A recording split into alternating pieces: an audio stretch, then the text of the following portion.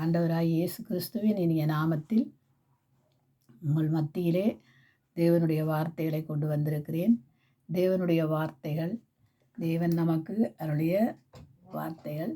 இந்த வார்த்தைகள் யாராலே எங்களுக்கு அருளப்பட்டிருக்கிறது? தேவ ஆவியானவராலே எங்களுக்கு அருளப்பட்டதாக இருக்கிறது. நாங்கள் போன ஞாயிற்றுக்கிழமை பெந்தெக்கோஸ்து நாள் என்று சொல்லி நாங்கள் தேவனுடைய வார்த்தைகளை தியானித்தோம். இன்றைக்கும் நாங்கள் தேவ ஆவியான என்று கேட்டால் நாங்கள் தேவ ஆவியானவராலே நடத்தப்பட வேண்டியவர்களாக இருக்கிறோம். ஏன்னா தேவ ஆவியானவராலே நாங்கள் நடத்தப்படுவோமா இருந்தால் பொய் சொல்ல மாட்டோம், பொய்க்கு பிதாவை தேட மாட்டோம். ஏனென்று கேட்டால் தேவ ஆவியானவர் நம்மை நடத்துவார், பேசுவார் நம்மோடு. என்னென்று கேட்டால் இதை செய்யாத, இதை செய்யாத என்று பேசுவார். ஆனால் அவர் உண்மை உள்ள ஆவியானவர், சத்தியமுள்ள ஆவியானவர், நம்மை பலப்படுத்துகிற ஆவியானவர், எங்களை சத்தியத்தின்படி நடத்துகிற ஆவியானவர். அதனாலே அவர் நம்மை வழி நடத்துகிறவராக இருக்கிறார். ஏனென்று கேட்டால் அவர் எங்களுடைய இருதயங்களை ஆராய்ந்தறிகிற ஆவியானவராக இருக்கிறார். ஒவ்வொருவருடைய இருதயங்களும் எப்படிப்பட்டது என்பதை ஆராய்ந்தறிகிற ஆவியானவராக இருக்கிறார். இன்றைக்கு நாங்கள் பார்க்க போகிறோம் என்னென்று கேட்டால், நம்மை ஆவியானவர் எப்படியாய் எங்களை வழி நடத்துகிறார் என்பதை அப்போஸ்தலர் நடவடிக்கைகள்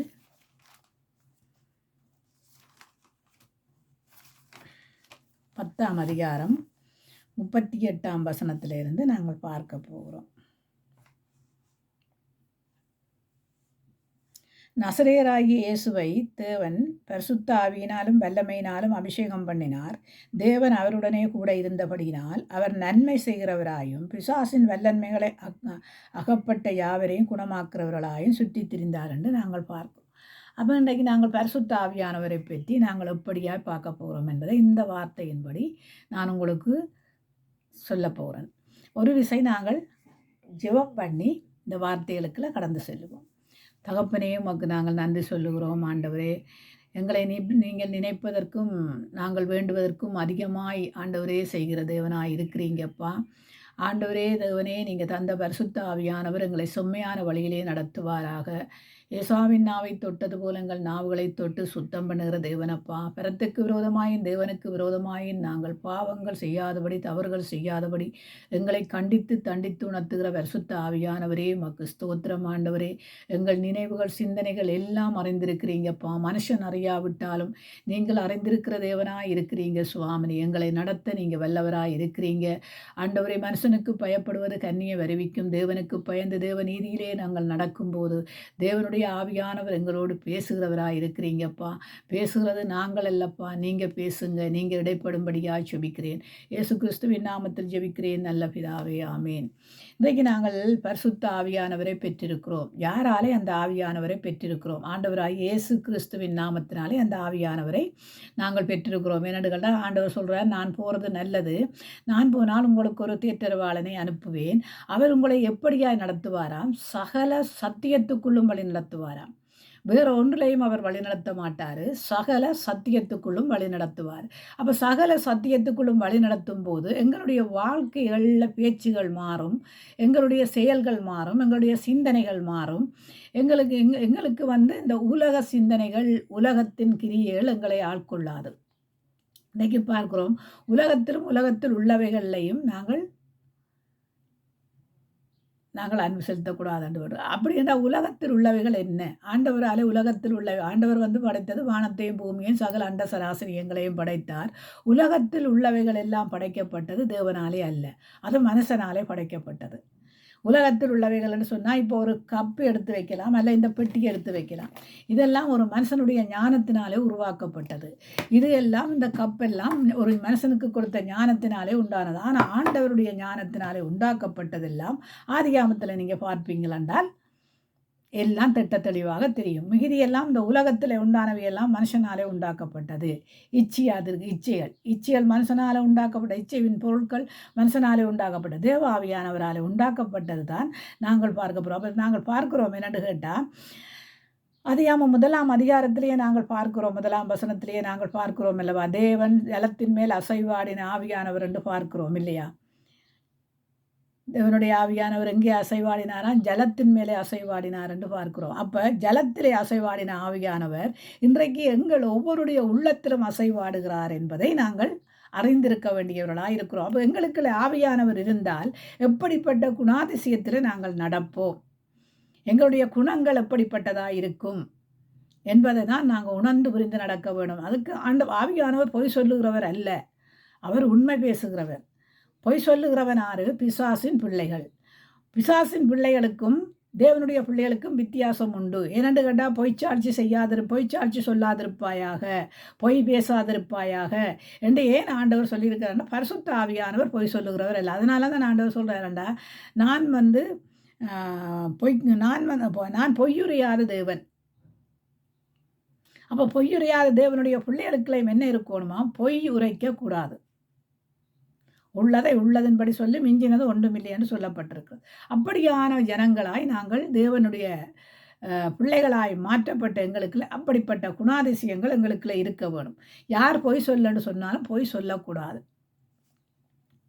யார் தூண்டிவிட்டாலும் நாங்கள் பொய் சொல்லக்கூடாது. அப்போ பரிசுத்த ஆவியானவர் எங்களை எப்படியான வழியிலே நடத்துவார் என்பதை இன்றைக்கு நாங்கள் பார்க்க போகிறோம். என்னென்று கேட்டால் அப்போஸ்தலர் 10ஆம் அதிகாரம் 38ஆம் வசனத்திலிருந்து பார்ப்போம்.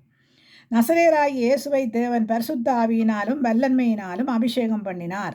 தேவன் அவருடனே கூட இருந்தபடியினாலே அவர் நன்மை செய்கிறவராயும் பிசாசின் வல்லன்மைகளில் அகப்பட்ட யாவரையும் குணமாக்குறவராயும் சுற்றி திரிந்தாராம். அப்போ எப்படியானவராய் இருந்தாராம்? நன்மை செய்கிறவராய்.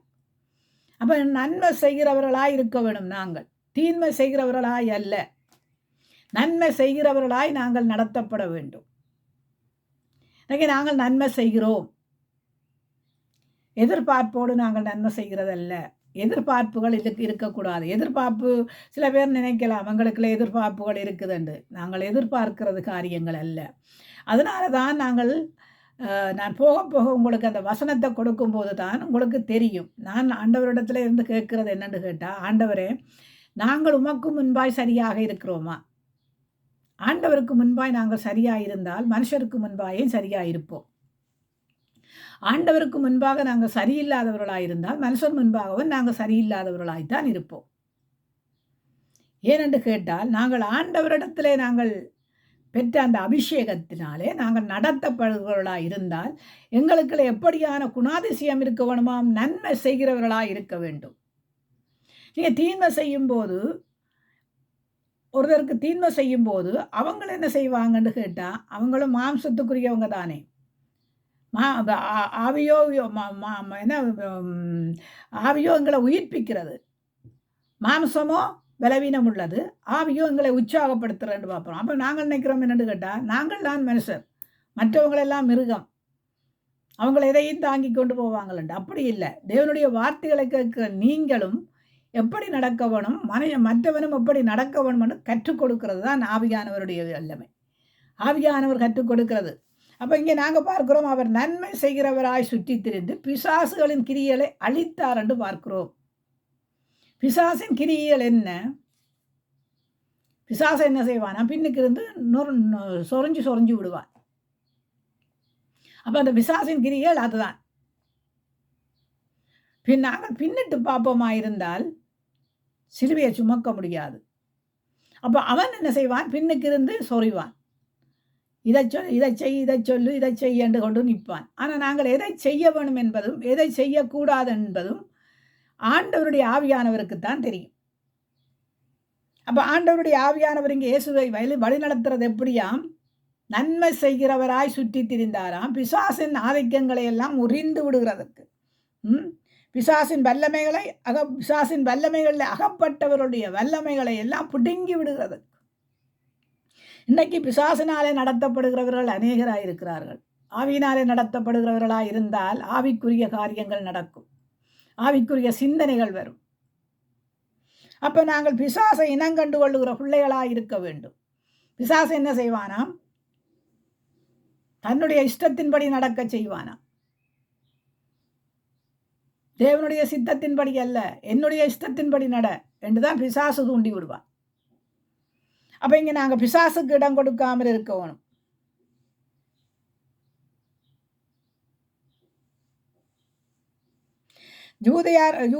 யூதருடைய தேசத்திலும் ஜெருசலேமிலும் அவர் செய்தவைகள் எல்லாவற்றிலும் நாங்கள் சாட்சிகளாயிருக்கிறோம். அவரை மரத்திலே தூக்கி கொலை செய்தார்கள்.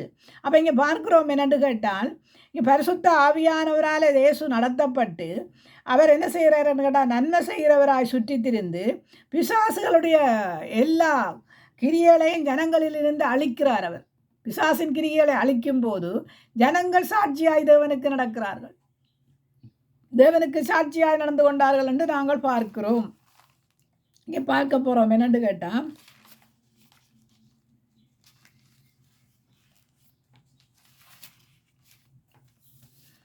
தெசலோனிக்கேயர்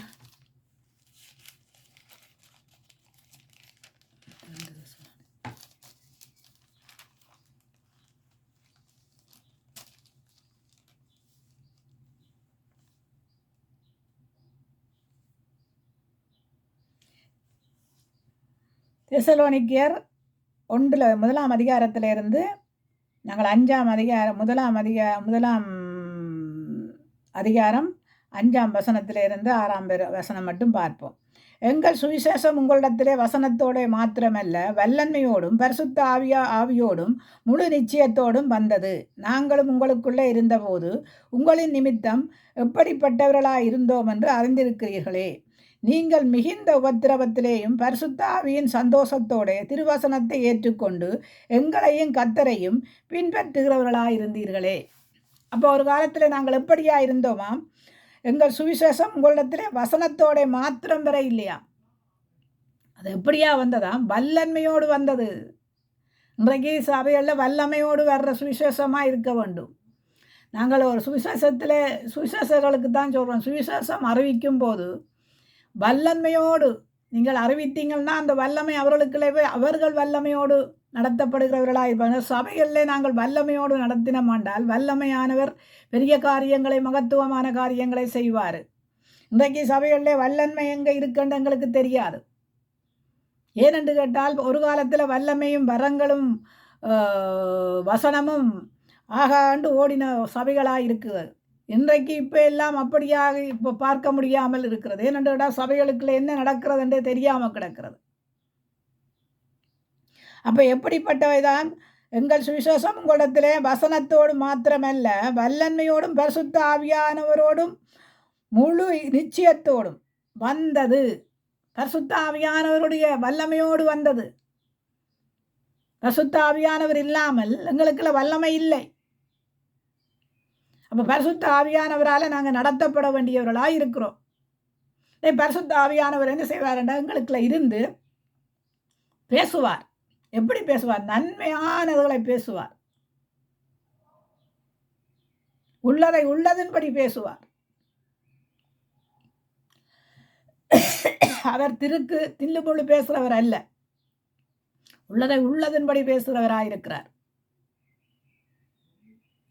அப்போ பரிசுத்த ஆவியானவர் நமக்குள்ளே இருந்தால் முழு நிச்சயத்தோடு வந்து நாங்களும் உங்களுக்குள்ளே இருந்தபோது உங்களின் நிமித்தம் எப்படிப்பட்டவர்களாக இருந்தோம் என்று அறிந்திருக்கிறீர்களே.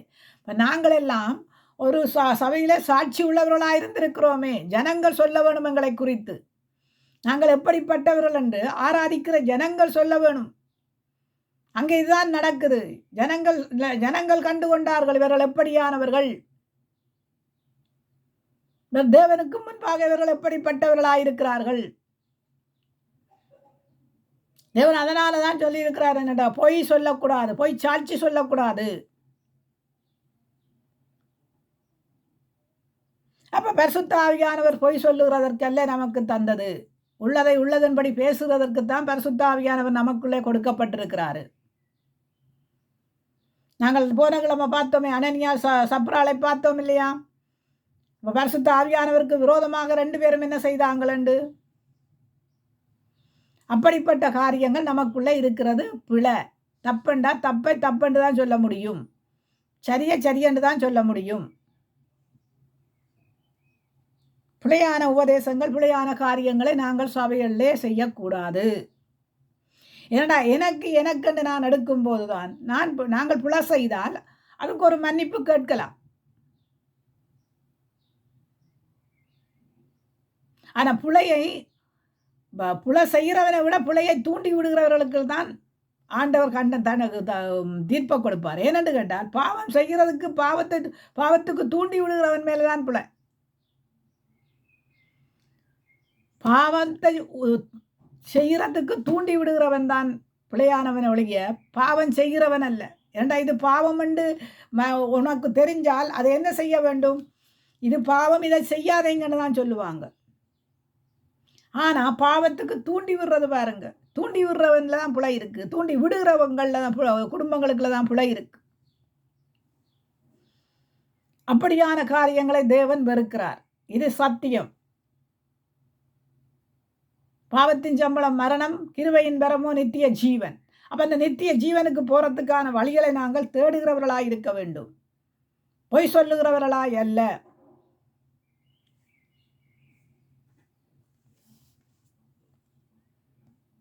ஏன் அதில் ஒரு பைபிள்லேயே போட்டிருக்கிறார், உன் சகோதரனாவது உன் சகோதரியாவது உன் குடும்பம் யாராவது அந்த சபையிலே ஒரு பிழை செய்தால் அவர்களை கூப்பிட்டு வைத்து புத்தி மதி சொல்லு. புத்தி மதியை கேட்காவிட்டால் எங்கே சொல்ல வேணுமாம்? நீங்கள் வேதம் தானே படிக்கிறீங்க, வேதத்தின் அறிவுரையில் நீங்கள் நடக்க வேண்டியவர்களாக இருக்க வேணும். வேதம் நமக்கு வெளிச்சம், அந்த வெளிச்சத்தில் நடக்கிறவர்களாக இருக்கணும். இப்போ சொல்லுவாங்க என்னன்னு கூட, சத்தியத்தை மட்டும் பிரசங்கிங்க, சத்தியத்தை மட்டும் பிரசங்கிக்கும் போது அது எதற்கு என்னத்துக்கண்டு கருத்து சொல்ல வேண்டியவர்களாக இருக்கிறோம். சத்தியத்தில் என்ன சொல்லி இருக்குது? நன்மை செய்யுங்கள் என்று சொல்லி இருக்குது. சத்தியத்தில் என்ன சொல்லி இருக்குது? பிசாசை கலையுங்கள் என்று சொல்லி இருக்குது. அப்போ நீங்கள் பிசாசுக்குள்ள பிசாசோடு இருந்து கொண்டு கிரியை நடப்பிக்கும் போது பிசாசை நாங்கள் துரத்தத்தான் பார்ப்போம். அதே மாதிரி தான் நீங்கள் நன்மை செய்யாமல் தீன்மை செய்யும் போது அந்த தீன்மைகளை நாங்கள் எடுத்துக்காட்டத்தான் பார்ப்போம். ஏண்டா பைபிள் சொல்லுது,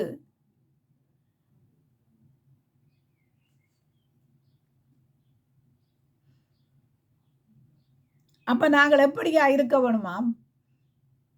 பரிசுத்த ஆவியானவரால் நடத்தப்படுகிறவர்களாக இருக்க வேண்டும். பரிசுத்த ஆவியானவர் எங்களை நடத்த வேண்டும்.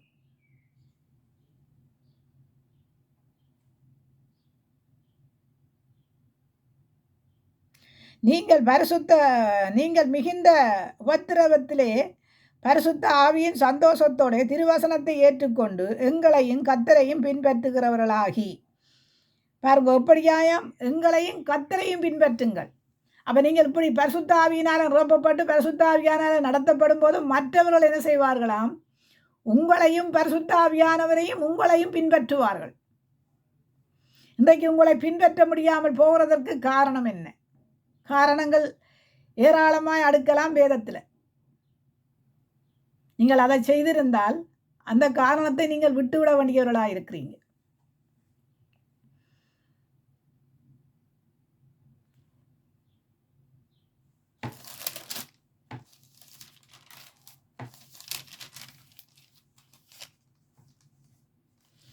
ரெண்டு தெசலோனிக்கேயர் 2 நாங்கள் பார்ப்போம்.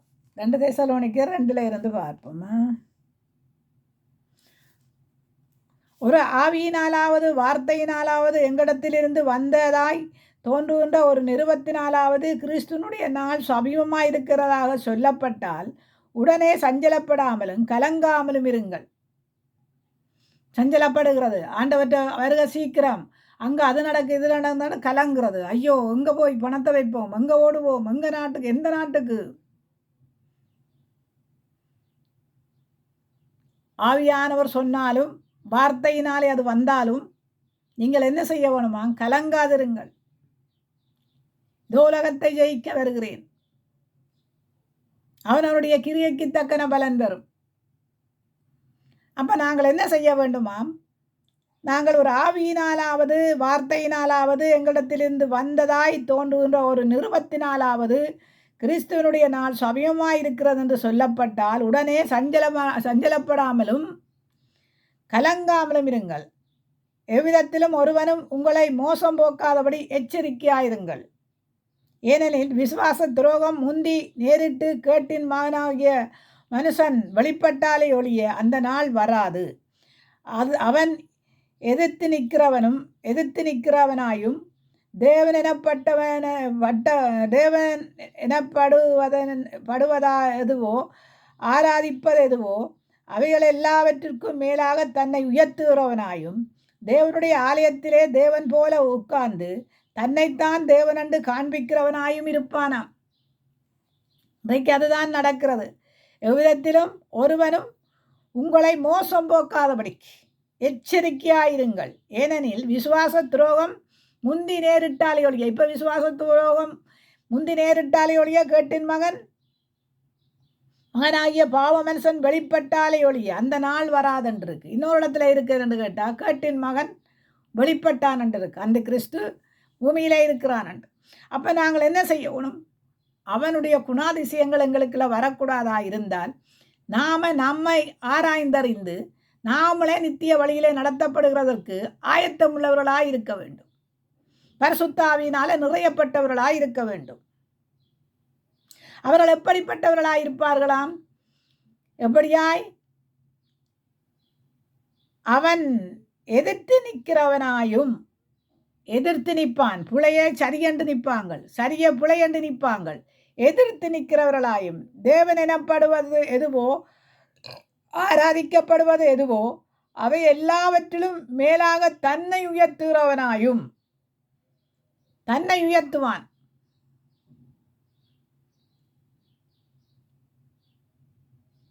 தேவனுடைய ஆலயத்திலே தேவன் போல உட்கார்ந்து தன்னைத்தான் தேவன் என்று காண்பிக்கிறவனாயும் இருப்பானா. அப்படிப்பட்டவர்கள் இருக்கிறார்களா? நீங்கள் ஆவிக்குரியவர்களாயிருந்தால் ஆராய்ந்து பார்க்க வேண்டியவர்களாயிருக்கிறீங்க. நான் உங்களிடத்தில் இருந்தபோது இவைகளை சொன்னது உங்களுக்கு ஞாபகம் இல்லையா? அவன் தன் காலத்திலே வெளிப்படும்படிக்கு இப்பொழுது அவனை தடை செய்கிறது இன்னதென்று அறிந்திருக்கிறீர்களே. அக்கிரமத்தின் ரகசியம் இப்பொழுதே கிரிய செய்கிறது. ஆனாலும் தடை செய்கிறவன் நடுவிலிருந்து நீக்கப்படும் முன்னே அது வெளிப்படாது.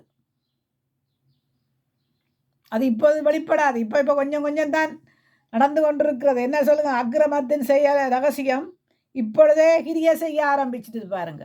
இப்பொழுதே அக்கிரமத்தின் ரகசியங்கள் கிரிய செய்கிறது. சபையிலே கிரிய செய்கிறது, தேசங்களிலே கிரிய செய்கிறது, வீடுகளிலே கிரிய செய்கிறது. என்ன செய்கிறது? அக்கிரமத்தின் ரகசியம். அவன் பொய்க்கு பிதாவானவன் என்ன செய்வான் என்றதை நீங்களே ஆராய வேண்டியவர்கள், அறிய வேண்டியவர்கள், அதிலிருந்து விடுதலை அடைய வேண்டியவர்களாயிருக்கிறீங்க. நாம பொய்க்கு பிதாவை தேடலாமோ? தேடக்கூடாது. அதுதான் பரிசுத்த ஆவியானவர் பொய் சொல்லுகிறவர் அல்ல, அவர் மனம் மாறுகிறவரும் அல்ல. பொய் சொல்றதுக்கு அவர் மனுப்புத்திரன் அல்ல, மனம் மாறவும் அவர் மனுப்புத்திரன் அல்ல. சொல்லியும் செய்யாதிருப்பாரோ, வசனித்து நிறைவேற்றாதிருப்பாரோ.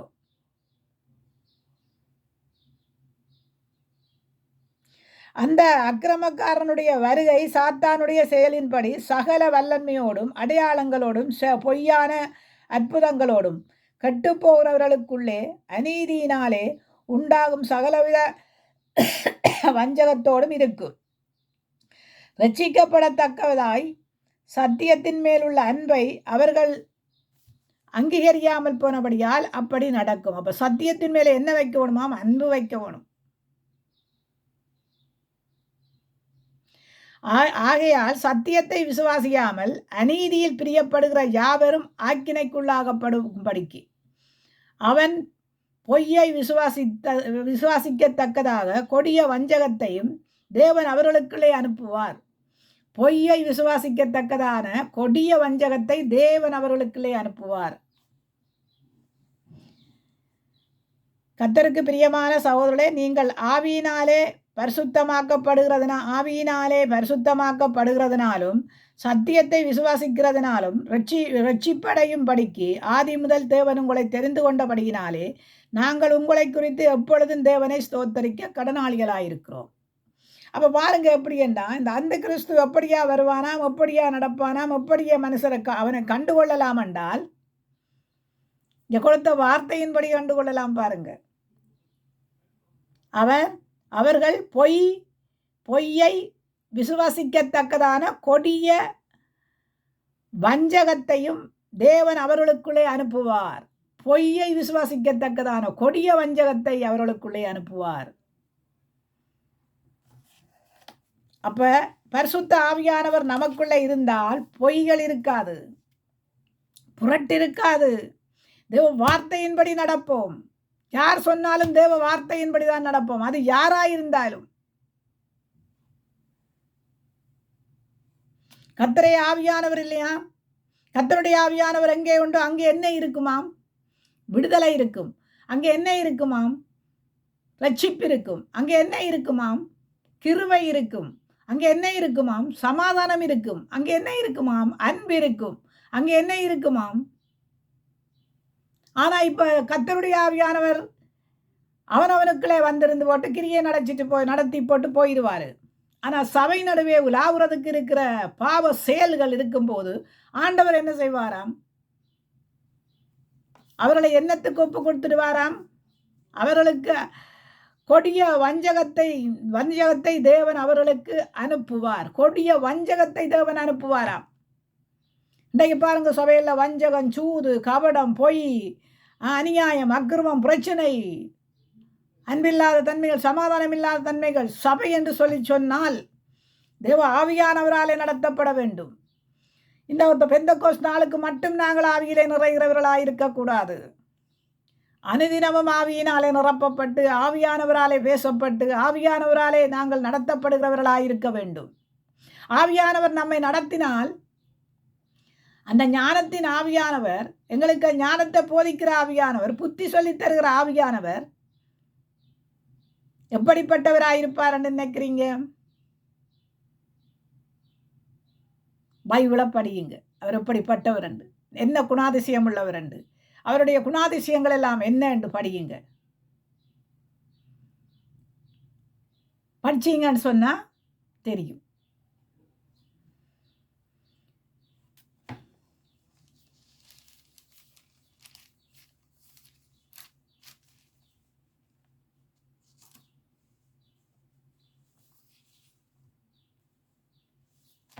கர்த்தருக்கு பிரியமான சகோதரர்களே, நீங்கள் ஆவியினாலே பரிசுத்தமாக்கப்படுவதனாலும் சத்தியத்தை விசுவசிக்கிறதுனாலும் ரட்சிப்படையும் படிக்கு ஆதி முதல் தேவன் உங்களுக்கு தெரிந்து கொண்டபடியினாலே நாங்கள் உங்களை குறித்து எப்பொழுதும் தேவனை ஸ்தோத்தரிக்க கடனாளிகளாயிருக்கிறோம். எப்போ ஆண்டவர் எங்களை தெரிந்து கொண்டாரோ அப்பையிலிருந்து நாங்கள் பரிசுத்த ஆவியினாலே நடத்தப்படுகிறவர்களாக இருக்க வேண்டும். அதுதான் தேவனுக்கு சித்தமானது, தேவனுக்கு பிரியமானதாக இருக்கிறது. 1 பேதுரு 1:22 வாசிப்போம். முதல்ல 22 வாசிக்கிறதுக்கு முன்னா நான் 12 வாசிக்கிறேன். தங்கள்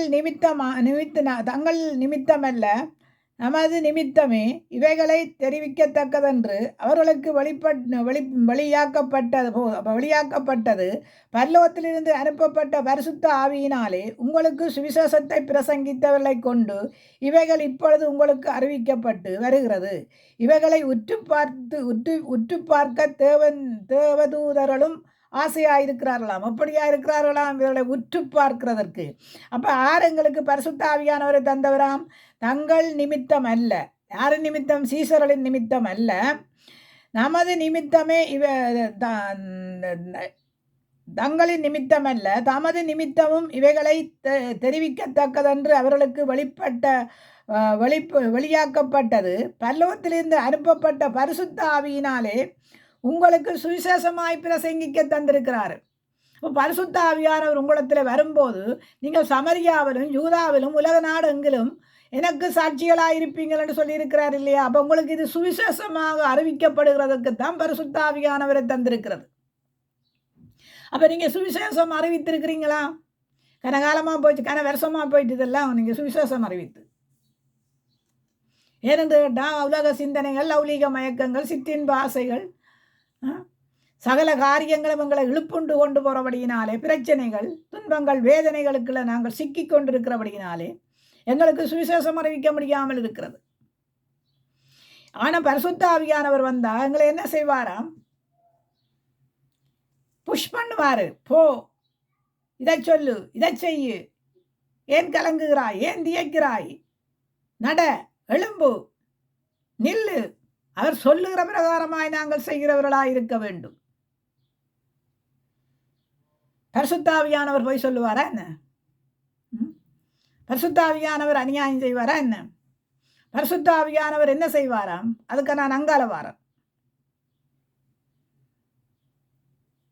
1 பேதுரு 2:5 கடைசி காலத்திலே வெளிப்பட ஆயத்தப்பட்டிருக்கின்ற ரட்சிப்பிற்கு எதுவாக விசுவாசத்தை கொண்டு தேவனுடைய பலத்தினாலே காக்கப்பட்டிருக்கிற உங்களுக்கு அந்த சுதந்திரம் பரலோகத்திலே வைக்கப்பட்டிருக்கிறது.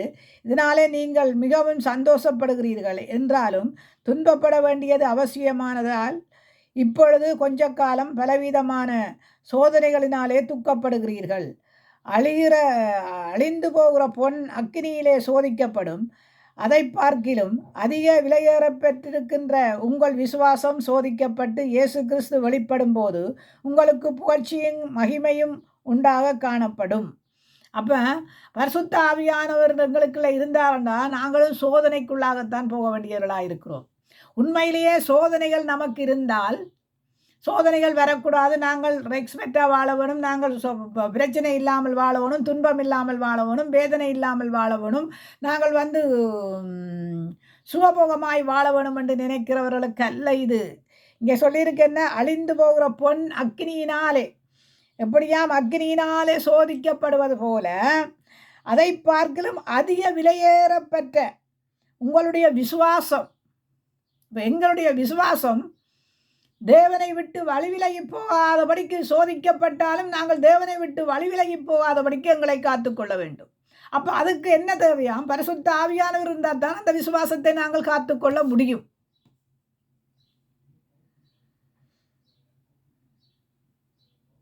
அதனால் தான் ஆண்டவராய் இயேசு கிறிஸ்து சொல்றார், நான் பரிசுத்தராய் இருக்கிறது போல நீங்களும் பரிசுத்தராயிருங்கள். எங்களுக்குள்ள பரிசுத்தம் இருக்கிறதா?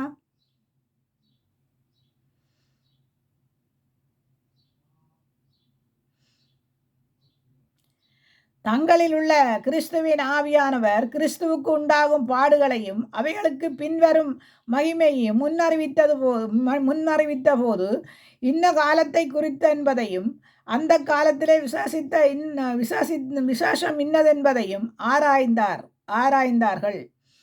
தங்கள் நிமித்தமல்ல தமது நிமித்தமுமே இவைகளை தெரிவிக்கத்தக்கதா என்று அவர்களுக்கு வெளியாக்கப்பட்ட பரலோகத்திலிருந்து அனுப்பப்பட்ட பரிசுத்த ஆவியினாலே உங்களுக்கு சுவிசேஷத்தை பிரசங்கிக்க கொண்டு இவைகளை இப்பொழுது உங்களுக்கு அறிவிக்கப்படும் வருகிறது. இவைகளை உற்று பார்க்கிறதுக்கு தேவதூதர்களும் ஆசையாயிருந்தார்கள் என்று பார்க்கிறோம். இங்கே நாங்கள் பார்க்கிறோம் என்னென்று கேட்டால்,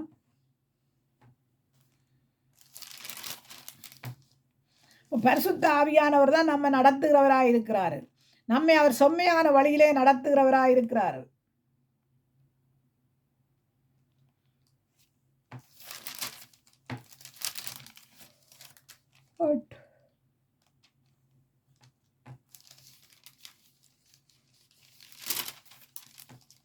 ஒன்று யோவான்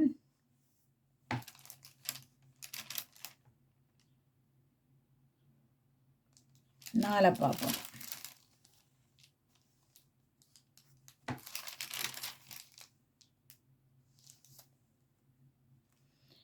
ஒன்று யோவான் 4ஆம் அதிகாரம் 2ஆம் வசனத்தில் இருந்து 7-8 நாங்கள் பார்க்க போகிறோம். 7-8 பார்க்க போகிறோம். என்ன பார்க்க போகிறோம் என்று கேட்டால், தேவனுடைய ஆவியை குறித்து தான் நான் உங்களோடு பேசுகிறேன்.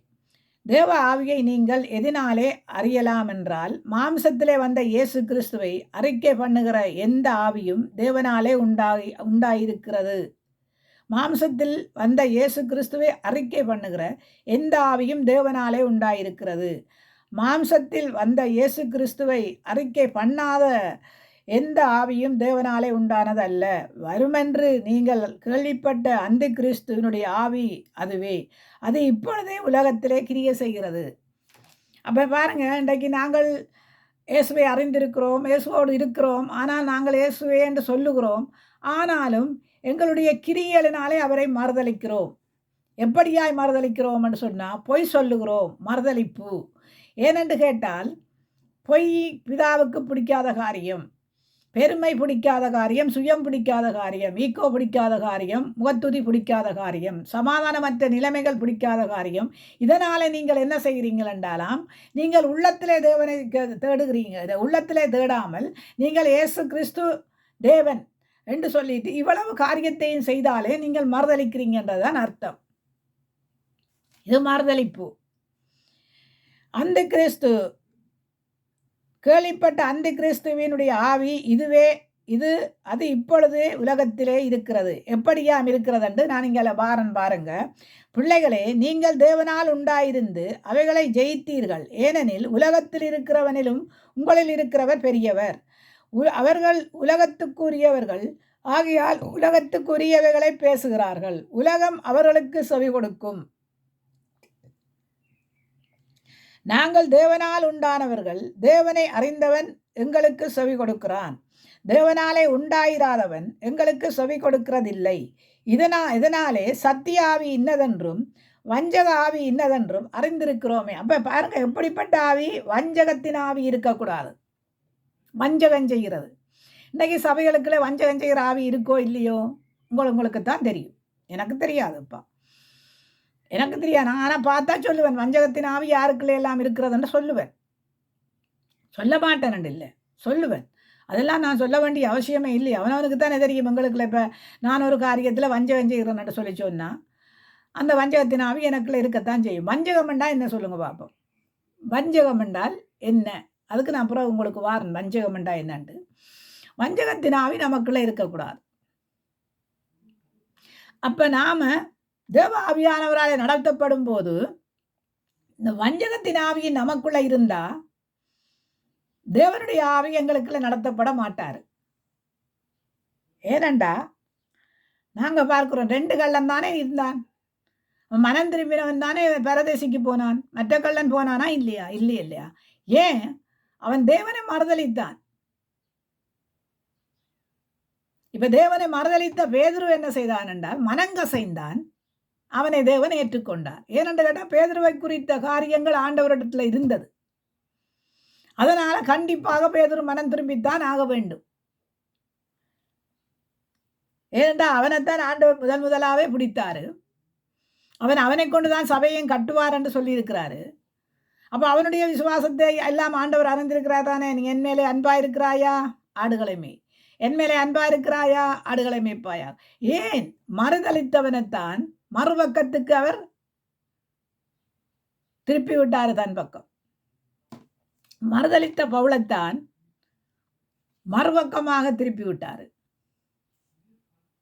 அப்ப நாங்கள் பார்க்கிறோம் என்னன்னு கேட்டாங்க, ஆண்டவர் பவுலடியான் சொல்றான், தேவ ஆவியானவர் எனக்குள்ள இருந்தபடியா என்னை நடத்தி சென்றார். பேதுருவோடு இருந்தது தேவ ஆவியானவர். சத்தியத்துக்கு அவன் மாறாக நடக்கவும் இல்லை. சத்தியத்தின்படி அவன் என்றைக்கு ஆவியானவரை பெற்றானோ அவன் சத்தியத்தின்படி தான் நடந்தானே ஒழிய அவனை கொண்டே அடைத்தார்கள். தேவதூதன் விடுவித்தார். அவன் சத்தியத்தின்படி நடந்தான். ஸ்தேவான் தன்னை கொலை செய்தாலும் பரவாயில்லை, சத்தியத்தின்படி நடந்தான். அவர்கள் உண்மையை சொல்லி அப்படியே பிரசங்கம் பண்றாங்கப்பா. நீங்கள் கொலை செய்த இயேசு கிறிஸ்து, இன்றைக்கு நீங்கள் பாருங்க, ஒருத்தனை பார்த்து நீ பிழை செய்கிறாய் என்று சொல்லி பாருங்க, என்ன நடக்கும் நினைக்கிறீங்க? அதை புரட்டி எடுத்து நீதியை தங்க பக்கமா திருப்புறதான் அது அவங்களோட சரியானவள். அதெல்லாம் ஆண்டவர் செய்கிறது. கர்த்தருடைய ஆவியானவர் இதுதான் என்று சொன்னா அதுதான். அவர் அநியாயத்துக்கு தேவன் இல்லையா? அக்கிரமத்துக்கு தேவன் இல்லையே? அவர் பரிசுத்த தேவன் இல்லையா? அப்ப நாங்கள் எந்த ஆவியை பெற்றிருக்கிறோம்? மாம்சத்தில் வந்த இயேசு கிறிஸ்துவை அறிக்கை பண்ணாத எந்த ஆவியும் தேவனாலே உண்டானது அல்ல. அப்ப மாம்சத்திலே வந்த இயேசு கிறிஸ்துவை அறிக்கை பண்ணுகிறாண்டா என்ன? நீ இறுதி வரைக்கும் மரண பரியந்தமும் அவர் ஒரு பொய் இல்லாமல் களவில்லாமல் உத்தமமாய் அவரை அறிக்கை பண்ணி வச்சு கொண்டிருக்க வேண்டும். அடுத்தவனுக்கு துரோகம் செய்யாமல் அடுத்தவனுக்கு நீங்க நன்மை செய்து, இன்றைக்கு நன்மை என்றால் என்னென்ன தெரியாத அளவுக்கு இருக்கு. நாம விரும்பினவனுக்கு தான் செய்கிறோம். நாம எங்களுக்கு பிடிச்சவங்களுக்கு தான் செய்கிறோம்.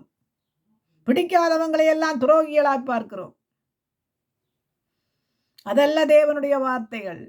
ஆவியானவர் நம்மை நடத்தும் போது அப்படியெல்லாம் நடத்த மாட்டார். பிடிச்சவன் பிடிக்காதவன் புறஜாதிகளுக்கு நீங்கள் சுவிசேஷம் போய் அறிவியுங்கள் என்று சொல்லியிருக்கிறார் இல்லையா? அந்நியர்களுக்கும் போய் சுவிசேஷம் அறிவியுங்கள் என்று சொல்லியிருக்கிறார் இல்லையா? ஏன் அவர் பட்சபாதம் உள்ள தேவனா இருந்தால் அங்கே போகாத இங்கே போகாத உலகத்துக்குள்ள நீ போகாது என்று சொல்லியிருப்பாரு. அவர் உலகத்தை நியாயம் தீர்க்க வர இல்லையே, உங்களை தானே நியாயம் தீர்க்க வந்திருக்கிறாரு. நியாய தீர்ப்பு எங்கே ஆரம்பிக்குமா? உலகத்துக்கு என்று சொல்லியிருக்கிறார் ஆண்டவர். சபையிலே ஆரம்பிக்கும் என்று சொல்லியிருக்கிறார். அப்போ நாங்கள் நியாய தீர்ப்பில் நிற்காதபடிக்கு என்ன செய்ய வேணுமா? நாங்கள் நீதி செய்து பிழைத்திருக்க வேண்டும்.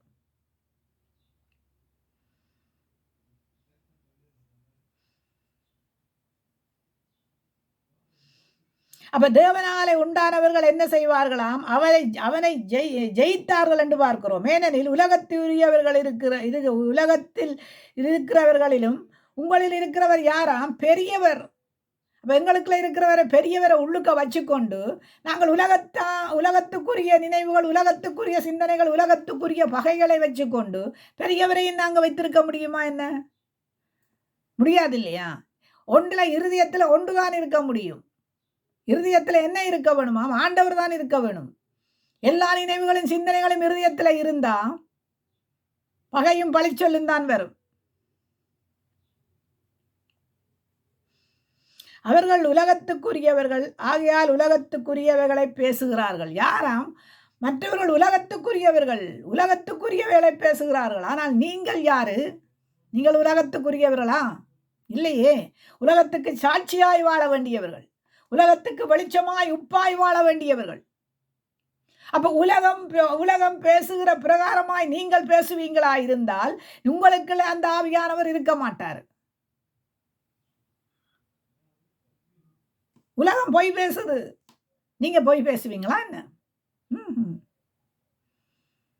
உலகம் சத்தியத்துக்கு மாறாய் நடக்குது, நீங்க நடப்பீங்களா என்ன? நீங்க நடப்பீங்களா? உங்கள் பிள்ளைகள் நடப்பாங்க.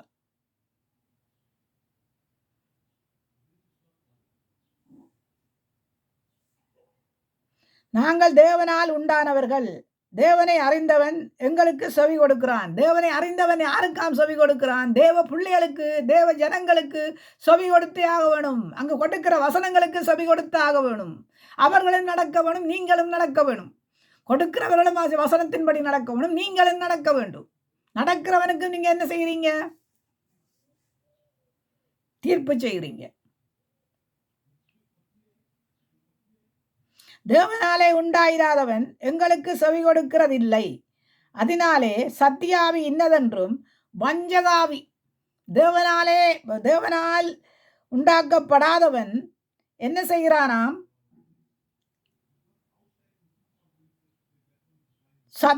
தேவனாலே உண்டாயிராதவன் எங்களுக்கு செவி கொடுக்க மாட்டான். உண்மையா நடக்கிறவர்களுக்கு செவி கொடுக்க மாட்டார்கள், தேவனாலே உண்டாகாதவர்கள்.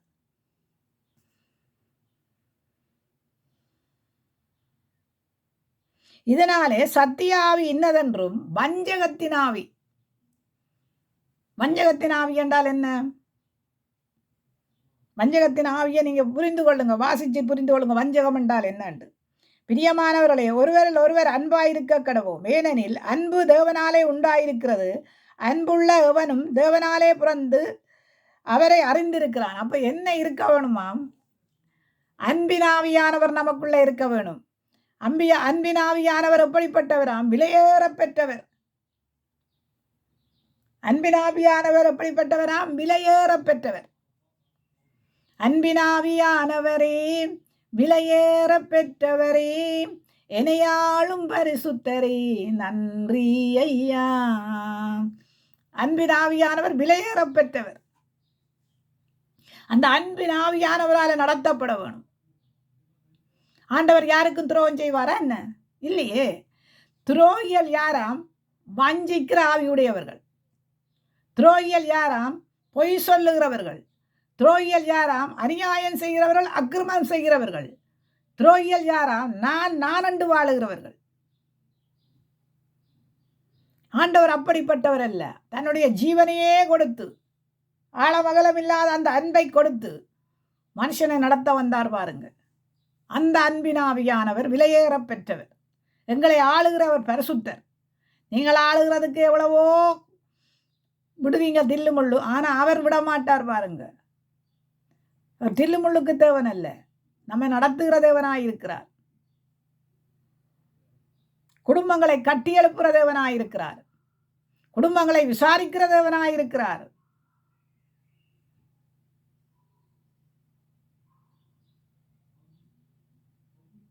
எப்படியான காரியங்கள் செய்யணுமா? பிரியமானவர்களே, ஒருவரில் ஒருவர் அன்பாயிருக்க கடவோம். இன்னைக்கு அன்பு தணிஞ்சு போகுது பாருங்க. கடைசி காலம்ன்றதை இதுலயே உணரலாம் பாருங்க. இதுலயே உணரலாம். கடைசி காலம் என்றால் என்னன்னு இதுலயே உணரலாம் பாருங்க. பிள்ளைகளுடைய அன்பு தணிந்து போகிறது, பெற்றோருடைய அன்பு தணிந்து போகிறது, சொந்த பந்தங்களுடைய அன்பு தணிந்து போகிறது, சபைக்குள்ள இருக்கிற சகோதரருடைய அன்பு தணிந்து போகிறது. சகோதர சிநேகம் பெருக கடவுது என்று சொன்ன தேவனிடத்திலே சகோதர சிநேகங்கள் எப்படியா இருக்கிறது? அன்பில்லாதவன் தேவனை அறியான். தேவன் அன்பாகவே இருக்கிறான். அப்ப அன்பில்லாதவன் தேவனை அறிஞ்சு கொள்ள மாட்டான். தேவனை அறிஞ்சு கொள்ளுகிறவன் எப்படியா இருப்பானாம்? எல்லாரோடும் அன்பாயிருப்பான். எனக்கு பிடிச்சவர்களோடு, என்னோடு இருக்கிறவர்களோடு, என்னோடு உறவாடுகிறவர்களோடு. அப்படிப்பட்ட தேவன் என்றால் அவரே தானே கொஞ்சம் பேரை பிடிச்சு கொண்டு போயிடுவாரே, மிச்ச பேரை அழிச்சு விட்டுட்டு. உங்களுக்கு வழிகாட்டியா இருந்த தேவனுக்கே நீங்கள் பந்தா காட்டுறீங்களன்னு சொன்னா தேவன் எப்படியா காட்டுவார் நினைக்கிறீங்க? கடைசி காலத்துல கீழ்ப்படியாத பிள்ளைகள் மேல என்ன வந்து விழுமாம்? அக்கினி தணல் மூலம். அப்ப இங்க பார்க்கிறோம், அன்பில்லாதவன் தேவனை அறியான். தேவன் அன்பாகவே இருக்கிறார். அப்ப கேள்விக்கு பதில் நான் சொல்ல அடுத்த கிழமைக்கு நான் உங்களுக்கு கேள்வி கேட்கறதுக்கு நீங்கள் பதில் சொல்ல வேணும். ஒரு தாயின் அன்பை பற்றி பிள்ளைக்கு தெரிஞ்சிருக்க வேணும். ஒரு பிள்ளையின் அன்பை பற்றி தாய்க்கு தெரிந்திருக்க வேண்டும். ஒரு தாயை பற்றி பிள்ளைக்கு தெரிய வேணும், பிள்ளையை பற்றி தாய்க்கு தெரிய வேணும். பிள்ளை கெட்டு போறதுக்கு காரணம் என்னன்னு ஒரு தாய் அறிந்து கொள்ளுவாள்.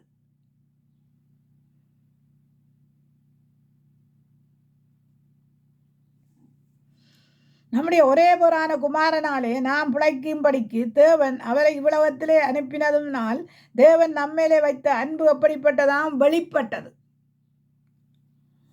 அப்ப தேவனுடைய அன்பிலே இருக்கிறோம். தேவ ஆவியானவரங்களை அன்பாய் நடத்துகிறார் இல்லையா? இங்கே நாங்கள் பார்க்க போறோம். 13ஆம் வசனத்தை பார்ப்போம்.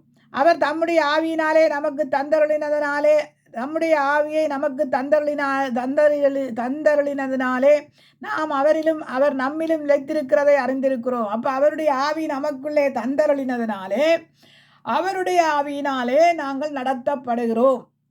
அவர் தம்முடைய ஆவியில் நமக்கு தந்தருளினதினாலே நாம் அவரிலும் அவர் நம்மிலும் நிலைத்திருக்கிறதையும் அறிந்திருக்கிறோம். அவர் நம்முடைய இருதயத்தை அறிந்திருக்கிறாரு. நம்மிலே அவருடைய ஆவியானவரை எங்களுக்கு தந்திருக்கிறார். அப்ப நமக்குள்ளே ஆண்டவருடைய ஆவி இருந்தால் வஞ்சகத்தின் ஆவி இருக்குமோ? ஆண்டவர் அதனால சொல்றான், என்னுடைய வார்த்தைகள் உங்களுக்குள்ளும் நீங்கள் எனக்குள்ளும் இருக்கும் போது என் கிரியைகளை நடப்பிப்பேன்.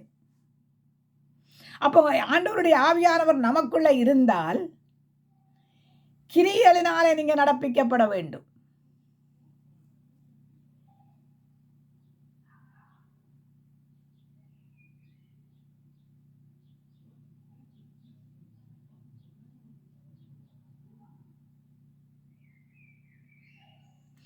இயேசுவானவர் தேவனுடைய குமாரன் என்று அறிக்கை பண்ணுகிறவன் எவனோ அவன் தேவனிலே நிலைத்திருக்கிறார், அவனும் தேவன் நிலைத்திருக்கிறது, அவனில் தேவன் நிலைத்திருக்கிறார், அவனும் தேவனில் நிலைத்திருக்கிறார். நம்ம பாருங்க, இயேசு கிறிஸ்துவானவர் அவர் தேவனுடைய குமாரன் என்று அறிக்கை பண்ணுகிறவன். இயேசு கிறிஸ்துவை தேவனுடைய குமாரன் என்று அறிக்கை பண்ணுகிறவன் அவனிலே தேவன் நிலைத்திருக்கிறாராம், அவனும் தேவனில் நிலைத்திருக்கிறார். அப்ப தேவன்ல நிலைத்திருக்கிறவர்களுக்குள்ள என்ன இருக்கணுமா? தேவ ஆவியானவர் தான் இருக்க வேண்டும்.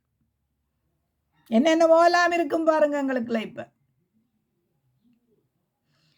தேவன் நம்மேலே வைத்திருக்கிற அன்பை நாம் அறிந்து விசுவாசித்திருக்கிறோம். தேவன் அன்பாகவே இருக்கிறார். அன்பில் நிலைத்திருக்கிறவன் தேவன் நிலைத்திருக்கிறான். தேவனும் அவனில் நிலைத்திருக்கிறார். அப்ப தேவனும் நம்மளே நிலைத்திருக்கிறார். அப்ப நாங்கள் நிலைத்திருக்கிற நாங்கள் என்ன செய்ய வேணுமா? வஞ்சகத்தின் ஆவி இல்லாதவர்களாய் வாழ வேண்டும். வஞ்சகத்தின் ஆவி இருந்தால் நியாய தீர்ப்பு எங்களுக்கு சபையிலே ஆரம்பிக்கிறது என்று அடையாளம். அந்த வஞ்சகத்தின் ஆவி உள்ளுக்குள்ள வருகிறதோ பாருங்கோ, அப்பயே நினைக்க வேண்டியா இந்த சபை எப்படியானது? அந்த கிறிஸ்துவுக்குரியதாக போகிறது. ஏனென்று கேட்டால் கீழ்ப்படியாத பிள்ளைகளின் மேலே கோபாக்கினைகள் வரும் என்று சொல்லப்பட்டிருக்கிறது.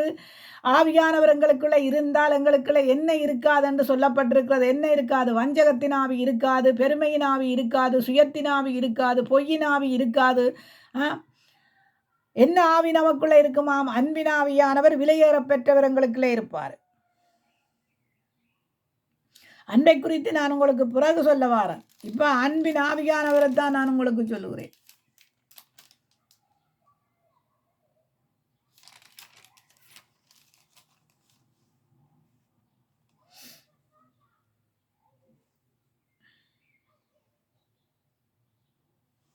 இங்கே பார்க்கிறோம், ஒன்று யோவான் 5ஆம் அதிகாரம் 7ஆம் வசனத்திலிருந்து 6ஆம் வசனத்தில இருந்து நான் உங்களுக்கு கொடுக்க போகிறேன். இயேசு கிறிஸ்துவாகிய இவரே ஜலத்தினாலும் இரத்தத்தினாலும் வந்தவர். ஜலத்தினாலே மாத்திரமல்ல, ஜலத்தினாலும் இரத்தத்தினாலும் வந்தவர். ஆவியானவர் சத்தியமாகையால் ஆவியானவராலே சாட்சி கொடுக்கிறவர். அப்போ ஆவியானவர் யாராம்? சத்திய ஆவியானவர். அவர் சத்தியத்தினாலே வார்த்தை நம்மைக்கு நடத்துகிறாரு, சத்தியத்தினாலே சாட்சி கொடுக்கிறாரு. அப்போ சத்திய ஆவியானவர் எங்களுக்குள்ளே வரும்போது சகல சத்தியத்திலும் எங்களை வழிநடத்துகிறவராயிருக்கிறார். அப்போ சகல சத்தியத்துக்குள்ளும் நாங்கள் வழிநடத்தப்படும் போது, நாளுக்கு நாள் நாங்கள் வேதத்தை வாசித்து அதன்படி நடக்கும்போது எங்களுக்குள்ள புலசரி நாங்களே ஒத்துக்கொள்ளுவோம். புல செய்கிறோமா? பொய் சொல்ல மாட்டோம், பிழையும் செய்ய மாட்டோம். பிழை செய்தாலும் அது பிழை என்று ஒத்துக்கொண்டு நாம் செய்கிறது பிழை என்று ஒத்துக்கொள்ளுவோம். ஆனால் இன்றைக்கு நாங்கள் என்ன செய்கிறோம் என்று கேட்டால், ஒருவரோடு நாம் கதைக்க முடியாதுன்னு சொல்லுங்க பார்ப்போம். அவங்க தங்களுக்குரியதை தங்களோட பிழைகளை மறைக்க வேண்டும் என்பதற்காக அடுத்தவனை குற்றம் சாட்டுகிறதெல்லாம் நீதிபரராய் இயேசு கிறிஸ்து பொய்யுரைக்கிற தேவன் அல்ல, அவர் உண்மை உள்ள தேவன். அது போக போக உங்களுக்கும் விளங்கும். 7ஆம் வசனத்தை பார்ப்போம். அப்போ சத்தியாவியானவர் சகல சத்தியத்திலேயுமே எங்களை நடத்துகிறவராயிருக்கிறார். 7ஆம் வசனத்தை பார்க்க போகிறோம். பரலோகத்திலே சாட்சி எடுக்கிறவர்கள் மூவர். யாராம் பரலோகத்தில் சாட்சி கொடுக்கிறவர்கள்? மூவர்கள். எப்படியானவர்களாம்? பிதா, வார்த்தை, பரிசுத்த ஆவியானவர். இவர்களே இம்மூவரும் ஒன்றாயிருக்கிறார்கள். பிதாவானவர், குமாரன், பரிசுத்த ஆவியானவர். அப்போ இங்கே என்ன போட்டிருக்காம்? பிதா, வார்த்தை, பரிசுத்த ஆவியானவர். அப்போ வார்த்தையினாலே நாமல் பிதாவாரு, குமாரனாரு, பரிசுத்த ஆவியானவர் ஆறுன்னு நாங்கள் இங்கே பார்க்க போகிறோம். அப்போ இங்கே நாங்கள் பார்க்குறோம், பிதா, வார்த்தை, பரிசுத்த ஆவியானவர் இவர்களே மூவரும் ஒன்றாய் இருக்கிறவர்கள். வார்த்தை இயேசு கிறிஸ்து. பிதாவானவர் ஒரே பேரான குமாரனை எங்களுக்கு தந்திருக்கிறார். பரிசுத்த ஆவியானவரை அவருக்களே அனுப்பினார். மூவரின் சாட்சி கொடுக்கிறவர்களா? பூலோகத்திலே சாட்சி இடுகிறவர்கள் 3 பேர். ஆவி, ஜலம், இரத்தம். இம்மூன்றுமே ஒருமனப்பட்டிருக்கிறது. இரத்தம் என்னவாம்? இயேசு கிறிஸ்து. இயேசு கிறிஸ்துவை வழி நடத்துகிறாரு ஆவியானவர்.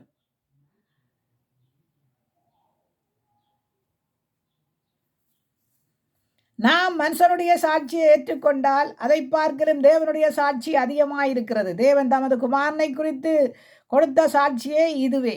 அப்போ நாங்கள் என்ன செய்கிறோமா? மற்றவர்களுக்கு சாட்சியாய் வாழ வேண்டும். ஆவியானவர் நமக்குள்ள இருந்தால் சாட்சி, உலகத்துக்குள்ளே சாட்சி, சபையிலே சாட்சி, வெளியிலே சாட்சி. முதலாவது சபையிலே மட்டுமில்லை, முதலாவது வீடுகளில் தான் நாங்கள் சாட்சியுள்ள வாழ்க்கை வாழும். வீட்டிலே, வெளியிலே, சபையிலே, சங்கத்திலே மற்றவர்களுக்கு சாட்சியாய் வாழணும். குடும்பத்திலே சாட்சி இருக்க வேண்டும். குடும்பத்திலே சாட்சி இல்லை என்றால் வெளியிலே சாட்சி இல்லைத்தான். ஏன்னு கேட்டால் அது வெளியிலே வெளிவேஷமாய் போய்விடும். குடும்பத்திலே கணவன் மனைவிகளுக்குள்ளே இருக்கிற சாட்சி தான் குடும்பத்துக்குள்ளே, உறவுகளுக்குள்ளே வர வேணும். அந்த சாட்சி அது சத்தியாவியானவர் தான். சாட்சி நமக்குள்ள இருந்தாருன்னா அவர் தான் சொல்லுவார், நீ சாட்சியாய் நட, நீ சாட்சியாயிரு, நீ சத்தியத்தின்படி நட, சத்தியத்தின்படி பேசு.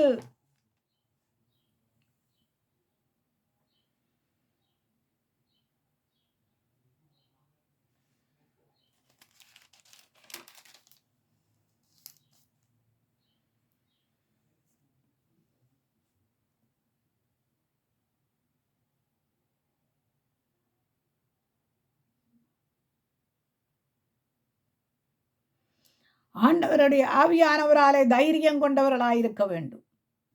ஏனென்று கேட்டால் அவர்தான் நமக்கு பெரியவர். நாம் எதையாயிலும் அவருடைய சித்தத்தின்படி கேட்டால் அவர் நமக்கு செவி கொடுக்கிறார் என்பதே அவரை பற்றும் நாம் கொண்டிருக்கின்ற தைரியம். அவர் நமக்கு செவி கொடுக்கிறார். நன்மையானாலும் தீன்மையானாலும் அவரிடத்தில் இருந்துதான் நமக்கு வருகிறது.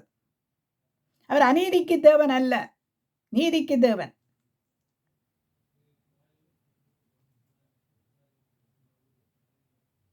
தேவனால் பிறந்த எவனும் பாவம் செய்யான் என்று அறிந்திருக்கிறோம்.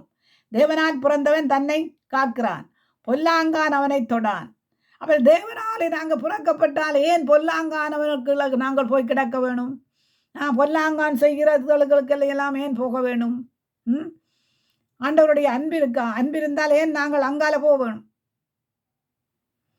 ஏன் வளர்க்க வேணும் பிரச்சனைகளை ஏன் வளர்க்க வேணும்? பிரச்சனை யாராலே வருகிறது? பிசாசானவனாலே. பிசாசானவன் தூண்டி விடுகிறான் பாருங்க. மனைவி கணவனுக்கு தூண்டி விடுகிறது, பிள்ளைகள் பெற்றோர்கள் பிள்ளைகளுக்கு தூண்டி விடுகிறது. அப்படியா இந்த உறவுகளுக்குள்ள இருக்கிற பிரிவினைகளின் ஆவிகள் அவர்களுக்குள்ள இருந்தால் பரிசுத்த ஆவியானவருடைய ஆளுகை உண்மையிலேயே கிடையாது. பிரிவினைகளை உண்டாக்குற ஆவி பொல்லாங்கான். அவனை நமக்குள்ள பரிசுத்த ஆவியானவர் இருந்தால் பொல்லாங்கான் தொட முடியாது. பரிசுத்த ஆவியானவர் இல்லாதபடியாத்தான் எங்களுக்குள்ள பிரிவினைகள் வருகிறது, கீறல்கள் வருகிறது, கிழிப்பு வருகிறது. நாம சரிவர நடந்தால் ஏன் பிரச்சனைகள் வர வேண்டும்? சபைகளிலே சபைகளை நடத்துகிறவர்கள் சரிவரையா நடந்தால் ஏன் பிரச்சனைகள் வர வேண்டும்?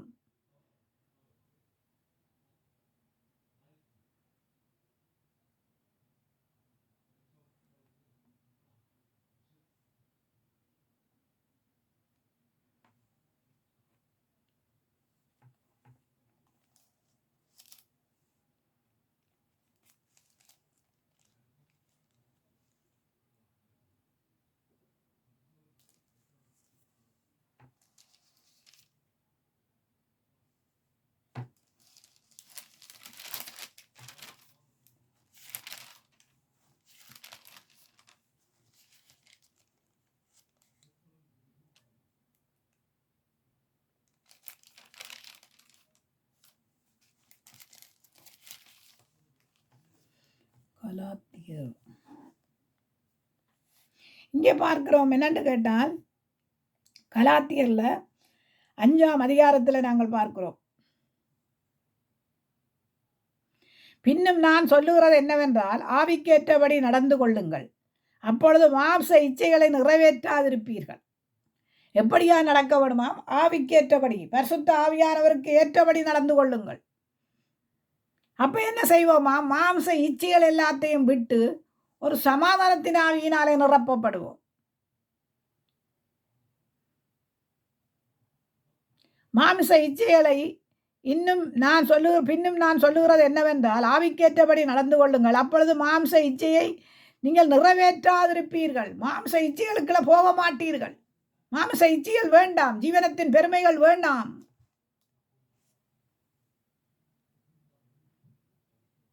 மாம்சம் என்ன செய்யுமாம்? ஆவிக்கு விரோதமாகவும் ஆவி மாம்சத்துக்கு விரோதமாகவும் இச்சிக்கிறது. நீங்கள் செய்ய வேண்டும் என்று இருக்கிறதை செய்யாதபடிக்கு இவைகள் ஒன்றுக்கொன்று என்ன செய்கிறதாம்? விரோதமாயிருக்கிறதா? ஒன்றுக்கொன்று விரோதமாயிருக்கிறது. அப்ப இந்த மாம்ச இச்சைகள் இருக்கிறவர்களுக்குள்ள என்ன இருக்குமாம்? பிரிவினைகள் இருக்கும். மாம்ச இச்சைகள் இருக்கிறவர்களுக்குள்ள ஒன்றுக்குள்ள ஒன்று என்ன செய்யலாம்? மோதி அடிக்கிறதுக்கு நிற்கும். ஒரு உதாரணத்துக்கு கேட்டால், அவன் நல்லா இருக்கிறான், நான் நல்லா இருந்தா என்ன? அப்போ அதுக்காக அந்த நல்லா இருப்பு கண்டே எல்லா காரியங்களும் போக வேண்டும். அவன் நீங்கள் இப்படி செய்யுங்க, நீங்கள் இப்படி செய்யுங்கன்னு அது மாம்ச இச்சைகள், உலகத்தின் ஜீவனத்தின் பெருமைகள். அது எங்கே கொண்டு போய் விடுகிறது? தேவ பிள்ளைகளுக்குள்ள இருக்கிற ஒப்புரவை பிரித்து விடுகிறது. குடும்பத்துக்குள்ள இருக்கிற ஒப்புரவை பிரித்து விடுகிறது. ஒப்புரவா இருக்கிறது மாம்ச இச்சைகளுக்குள்ள இருக்கிற மாம்சத்தின் ஆவி கிரியை செய்து பாருங்க. இதை சொல்லு. ஓ, அப்போ மாம்ச இச்சைகளுக்குள்ள இருக்கிற நமக்குள்ள ஒரு மாம்ச இச்சை இருக்குமா இருந்தால் தூண்டி விடுகிறது தான் முக்கியம். தூண்டி விட்டு கொண்டே இருப்பான் ஒருத்தன். அவன் பிசாசானவனாய் இருப்பான். அதை இனம் கொண்டு கொள்ளுகிறதுக்கு என்ன செய்ய வேணும்? நான் தேவ ஆவியானவரால் நடத்தப்பட வேணும். ஏனென்றால் ஆவியானவர் நமக்குள்ள இருந்தால் ஆண்டவர் சொல்ற பகுத்தறிவோம். ஆவிகளை பகுத்தறிகிற ஞான வரங்களை வேண்டுகிறோம். ஆவிகளை நாங்கள் பகுத்தறிய வேண்டும். யாருக்குள்ள என்ன ஆவி இருந்து கிரியை செய்யுதண்டு நாங்கள் பகுத்தறிய முடியும். நாங்கள் எங்களால் சொல்ல முடியல. ஏன் சொல்ல முடியல? இப்போ வேறு யாருக்குமென்று சொல்லி சொன்னால் நீங்கள் சொல்லுவீங்க. யாருக்கும் சொல்ல வேண்டியவர்களுக்கு சொல்ல மாட்டீங்க. சொல்லக்கூடாதவர்களுக்கு சொல்லி கொண்டு போவோம்.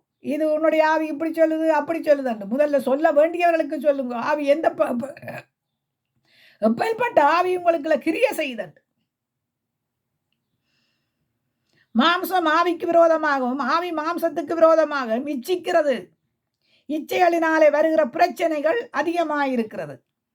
நீங்க செய்ய வேண்டும் என்று இருக்கிறவைகளையும் கூட செய்யாதபடிக்கு இவைகள் ஒன்றுக்கொன்று விரோதமாயிருக்கிறது. ஒருத்தன் நன்மை செய்ய வேண்டும் என்று நினைப்பான். ஆனா பக்கத்துல நிக்கிறவன் சொல்லுவான், இல்ல நான் சொல்றது தான் நீ செய். அப்ப என்ன செய்ய முடியும்? இங்க மாம்சத்தோடு மாம்சம் போராட்டம். அப்ப நீ யாருக்கு இடம் கொடுக்க போறாய்? பரிசுத்த ஆவியானவருக்கு இடம் கொடுக்க போறியா? அல்ல மாம்சத்துக்குரிய சிந்தனைகளுக்கு இடம் கொடுக்க போறியா? அதுதான் முக்கியம். எதுக்கு இடம் கொடுக்க கூடாது? பரிசுத்த ஆவியானவருக்கு தான் இடம் கொடுக்கணும். பரிசுத்த ஆவியானவர் நம்மை செம்மையான வழியிலே நடத்துகிறவராயிருக்கிறார்.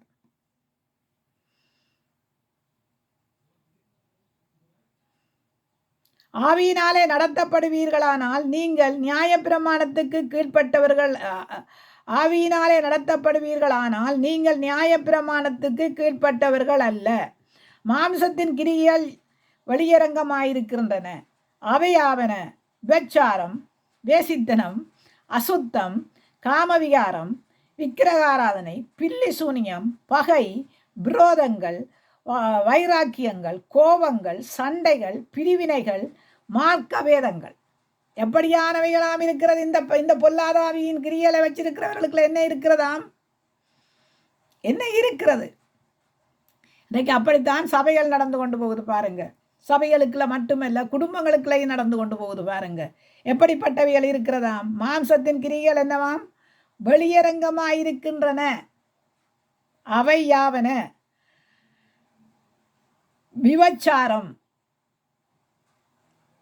விபச்சாரம் செய்யாதிருப்பாயாக என்று சொல்லி இருக்கிறது. ஆனால் விபச்சாரங்களை நாங்கள் செய்வோம். அடுத்தவன் செய்தால் மட்டும் நாங்கள் சுட்டி காட்டுவோம் பாருங்க. நீ என்ன விபச்சாரம் செய்கிறாய்?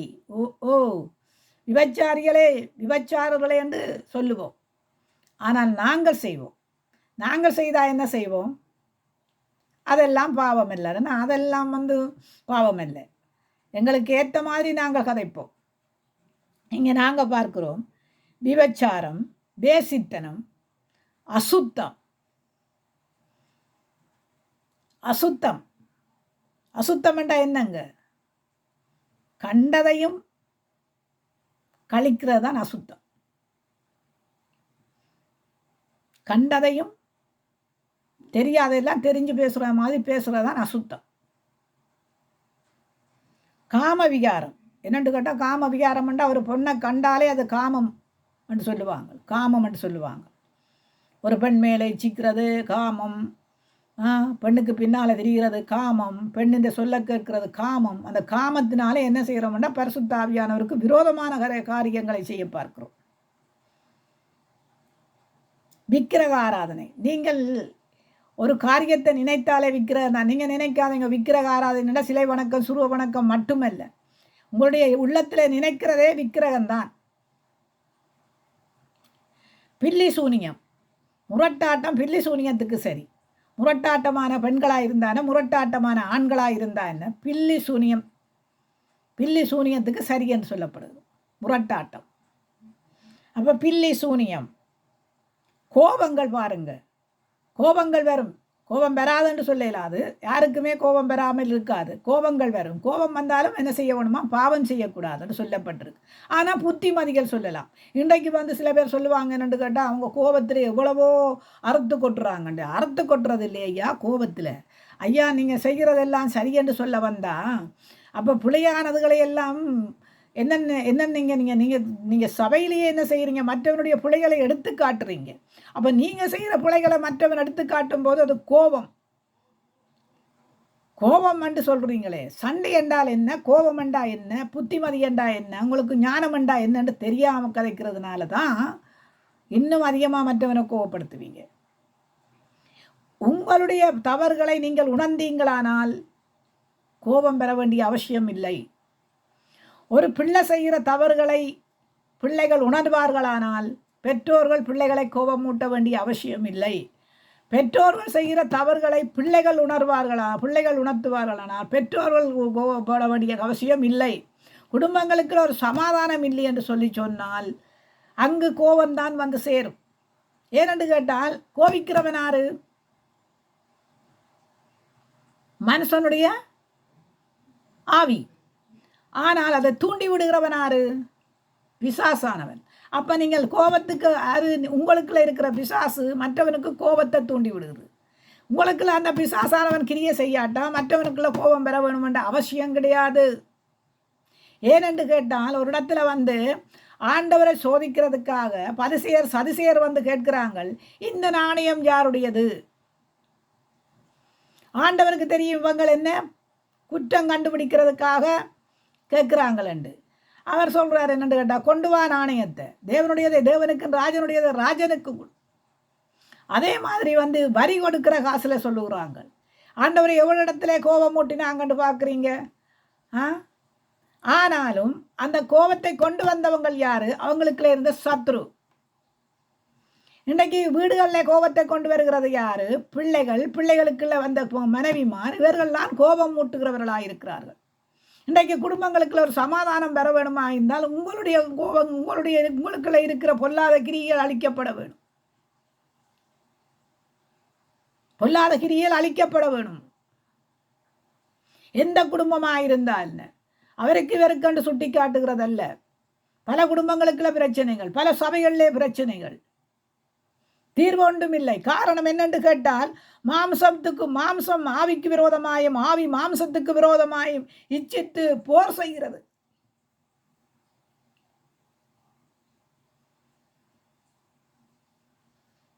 சண்டைகள், பிரிவினைகள், மார்க்க வேதங்கள், பொறாண்மைகள், கொலைகள், வெறிகள், களியாட்டுக்கள் முதலானவைகளே.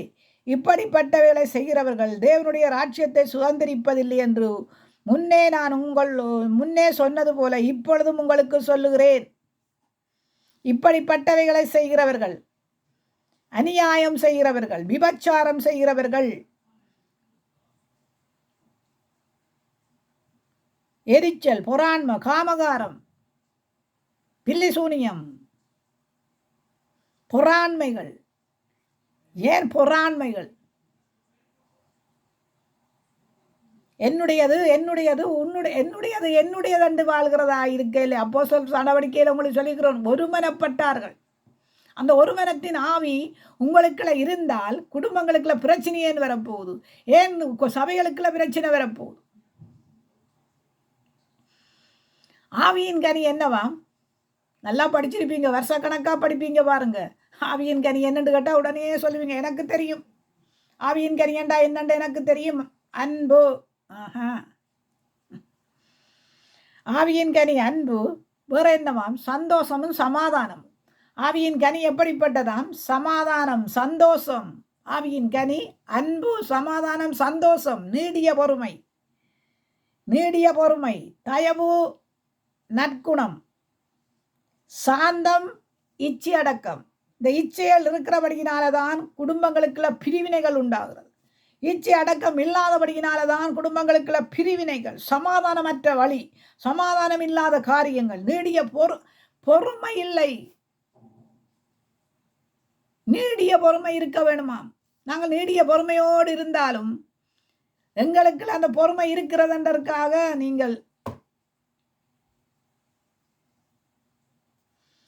அதாவது பிழையை சரியென்றும் சரியை பிழை என்றும் சொல்லுகிறது தப்பான காரியம் என்பதை உணர்கிறவர்களாய் இருக்க வேண்டும். கிறிஸ்துவனுடையவர்கள் தங்கள் மாம்சத்தையும் அதன் ஆசை இச்சைகளையும் சிலுவையிலே அறைய வேண்டும். எப்படிப்பட்டவர்களாம்? கிறிஸ்துவை உடையவர்கள் தங்கள் மாம்சத்தையும் அதன் ஆசைகளையும் இச்சைகளையும் சிலுவையிலே அறைகிறவர்களாயிருக்கிறார்கள். நாம் ஆவியினாலே பிழைத்திருந்தால் ஆவிக்கேற்றபடி நடக்கவும் கடவோம். அப்போ ஆவியானவராலே நடத்தப்படுகிறவர்களாக இருந்தால் ஆவிக்கேற்றபடி நடக்க வேண்டும், ஆவிக்கேற்றபடி சிந்திக்க வேண்டும், ஆவிக்கேற்றபடி சமாதானமாக இருக்க வேண்டும். இன்றைக்கு சமாதானத்தை குழப்பறதுக்கண்டே சமாதானமாக இருக்கிறதுக்கண்டே விருப்பமில்லாதவர்கள் குடும்பத்தை பாருங்க எப்படியாய் நடத்துவார்கள் என்று. விரோதத்தோடு நடத்துவார்கள், விரோதங்கள். அதில் நாங்கள் பார்க்கிறோம், என் குடும்பம் என் குடும்பம், என்னுடைய சபை என்னுடைய சபை, என்னுடையது என்னுடையது என்னுடையது. அதனால தான் குடும்பங்களுக்கு என்ன மாமிசம் என்ன செய்த, மாமிசத்துக்குரிய ஆவி என்ன செய்தாலும் மாமிசம் ஆவிகளோடு ஆவிக்குரிய விரோதமாகவும் ஆவி மாம்சத்துக்குரிய விரோதமாகவும் இருந்து இச்சித்து போராடுகிறது. மாம்ச இச்சைகளை வெறுக்க வேண்டும். அதனால் தான் சமாதானமற்ற நிலைகளில் வாழுகிறீர்கள்.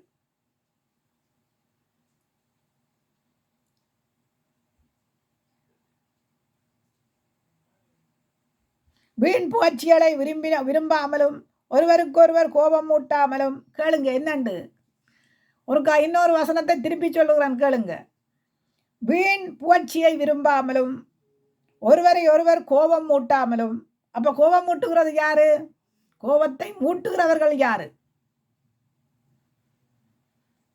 ஒருவர் மேல் ஒருவர் பொறாண்மை கொள்ளாமலும். ஒருவர் மேலே ஒருவர் பொறாண்மை கொள்ளக்கூடாது. பொறாண்மை என்றது நான் ஒன்றுக்கு கேட்கிறேன் என்ற பொறாண்மை என்றது ஒரு பொருளை வாங்கினா மற்றவனுக்கு பொறாண்மை, ஒரு வீட்டை வாங்கினா மற்றவனுக்கு பொறாண்மை, அல்ல ஒரு சகோதரங்கள் ஐக்கியமாக இருந்தால் மற்றவர்களுக்கு பொறாண்மை, குடும்பத்தில் ஐக்கியம் இருந்தால் மற்றவர்களுக்கு பொறாண்மை. ஏன் அந்த பொறாண்மையோடு நீங்கள் இயேசுவை தேட வேண்டியவர்களாயிருக்கிறீர்கள்.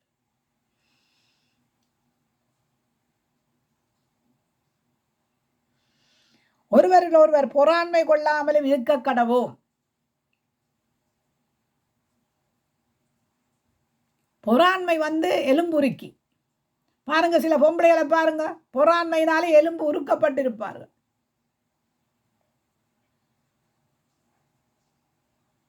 ஆவிக்கேற்றபடி நடக்க வேண்டும். அது கணவனாயிருந்தா என்ன, மனைவியாயிருந்தா என்ன, சபையில் இருக்கிறவர்களாயிருந்தா என்ன, யாராயிருந்தாலும் ஆவிக்கேற்றபடி நடக்கிறவங்களுக்கு அந்த பொறாண்மையும் காமகாரமும் எரிச்சலும் தற்பொழிவும் வீம்பும் வராது. கோபத்தை மூட்டுகிறது தான் வரும். இவங்களுக்குள்ள கோபம் மூட்டுகிற தன்மைகள் இருந்தால் பொறாண்மை காமகாரங்களோடு வாழக்கூடாது. வீண் புகழ்ச்சியை விரும்பாமல். இன்றைக்கு வீண் புகழ்ச்சியினாலே குடும்பங்களுக்குள்ள பிரச்சனை, குடும்பங்களுக்குள்ள சண்டை. வீண் புகழ்ச்சியை தேடுகிறது, பெருமையை தேடுகிறது, சுயத்தை தேடுகிறது, ஈகோ.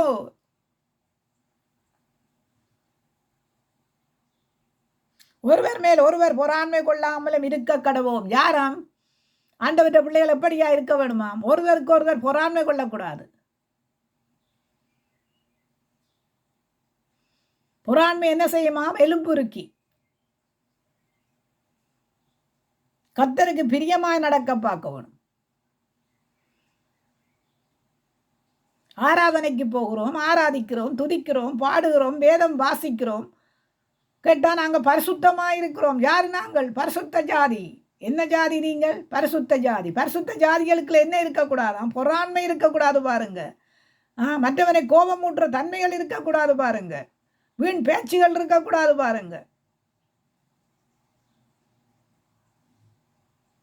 இது சபைகளுக்குள்ள இருக்கிற அம்மா அப்பாவுக்கு மட்டும் இல்லை, எல்லாருக்கும் தான் இது.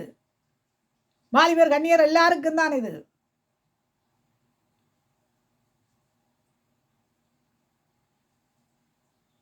சபையானால் அது எப்படியா இருக்க வேண்டும்? வீட்டிலே எப்படியா இருக்க வேணும்?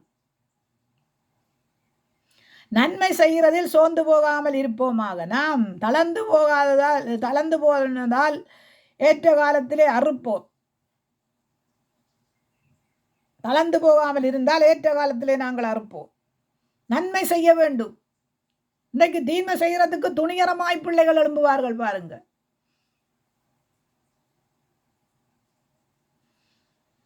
அநியாயக்காரன் அக்கிரமக்காரன் பல்லோராட்சியத்துக்கு நுழைவது அரிது, வனப்பிரியரும் தற்பிரியரும் பல்லோராட்சியத்துக்கு நுழைவது அரிது. இங்கே பார்க்கிறோம், வேசித்தனங்கள் செய்கிறவர்கள், பொல்லாத இச்சியலுக்குள்ள கிடக்கிறவர்கள், விபச்சாரம், வேசித்தனம், பொறாண்மை, கொள்ளை, அநியாயம், அக்கிரமம்,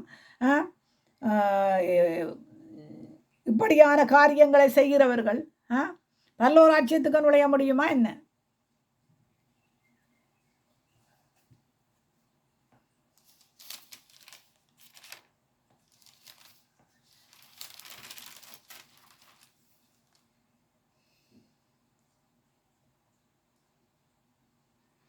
இங்கே 6ஆம் அதிகாரம் பார்ப்போம். கலாத்தியர். சகோதரே, ஒருவன் யாதொரு குற்றத்திலே அகப்பட்டால் ஆவிக்குரியவர்களாகிய நீங்கள் சாந்தமுள்ள ஆவியோட அப்படிப்பட்டவர்களை சீர்பொருந்த பண்ணுங்கள். நீயும் சோதிக்கப்படாதபடிக்கு உன்னை குறித்தும் எச்சரிக்கையாயிரு.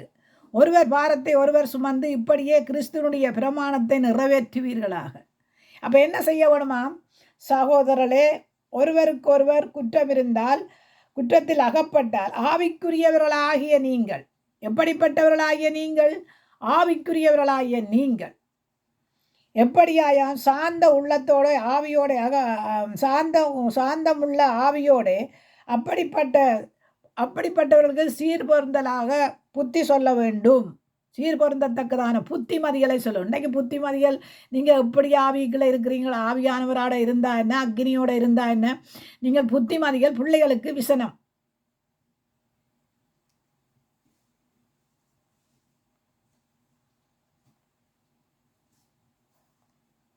அது ஆண்டவர் வரும்போது தான் தெரியும், நமக்கு தெரியாது.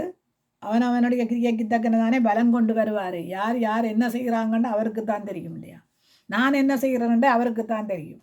நீங்கள் என்ன செய்கிறீங்கன்ட்டு அவருக்கு தான் தெரியும். உங்களுடைய நினைவுகள், சிந்தனைகள் அவருக்கு தான் தெரியும்.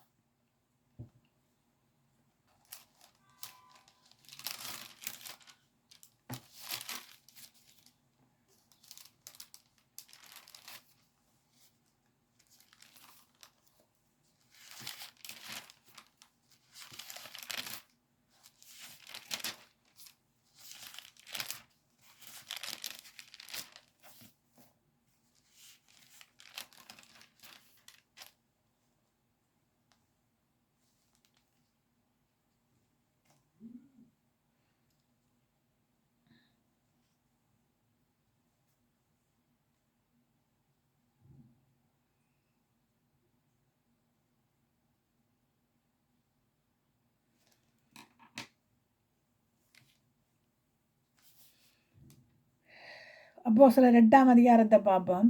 சமாரியர் தேவ வசனத்தை ஏற்றுக்கொண்டதை எருசலேமில் உள்ள அப்போஸ்தலர்கள் கேள்விப்பட்டு பேதுருவையும் யோவானையும் அவர்களிடத்தில் அனுப்பினார்கள்.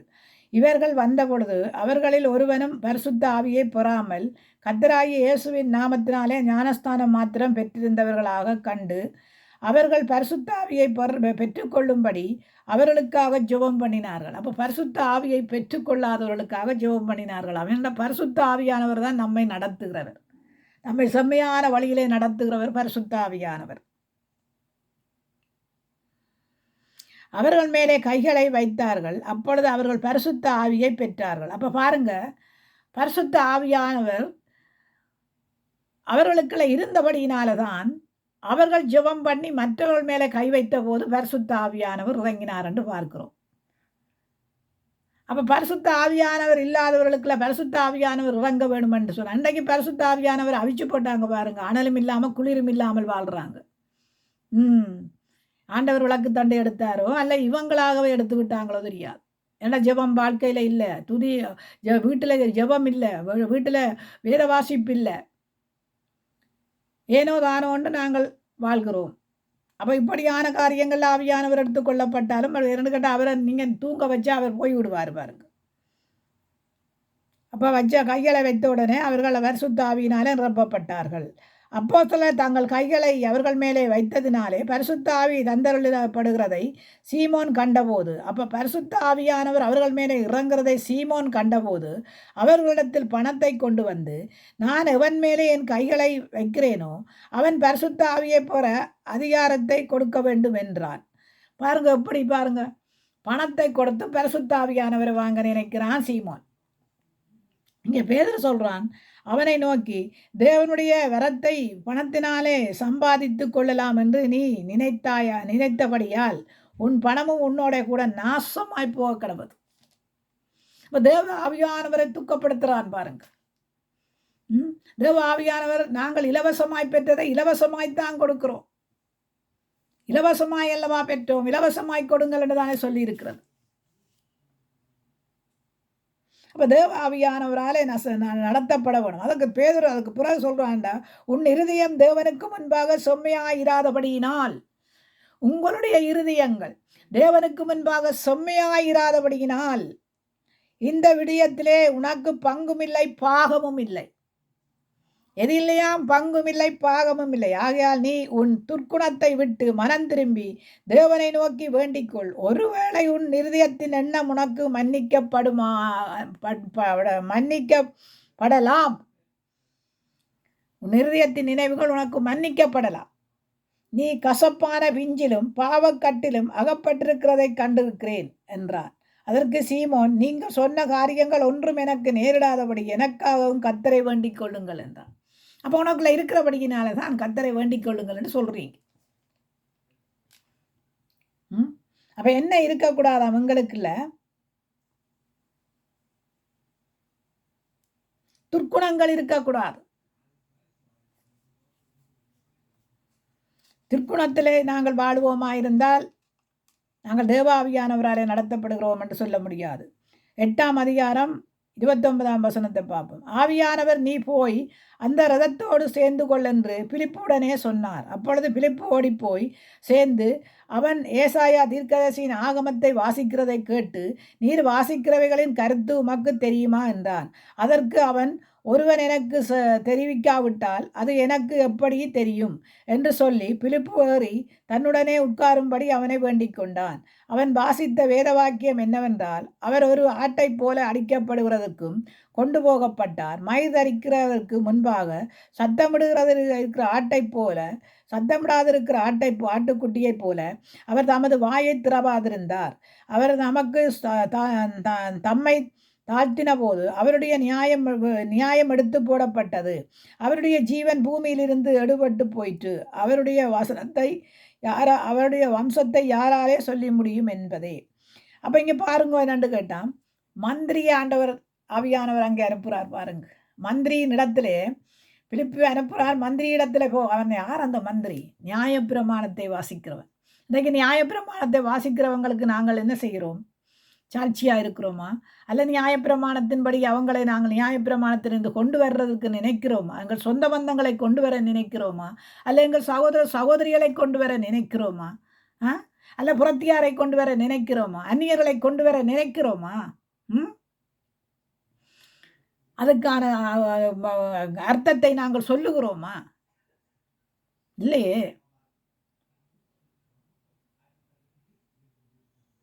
தனக்கென்று கனி கொடுக்கிற எந்த மரமும் நிலைத்திருக்க மாட்டாது. கொஞ்ச காலத்துக்கு தான் அது பட்டு போயிடும் பாருங்க. தனக்கென்று கனி கொடுக்கிறது. புறருக்கென்று ஆண்டவர் கனி கொடுத்தாரு, மரித்தாரு, உயிர்த்தாரு.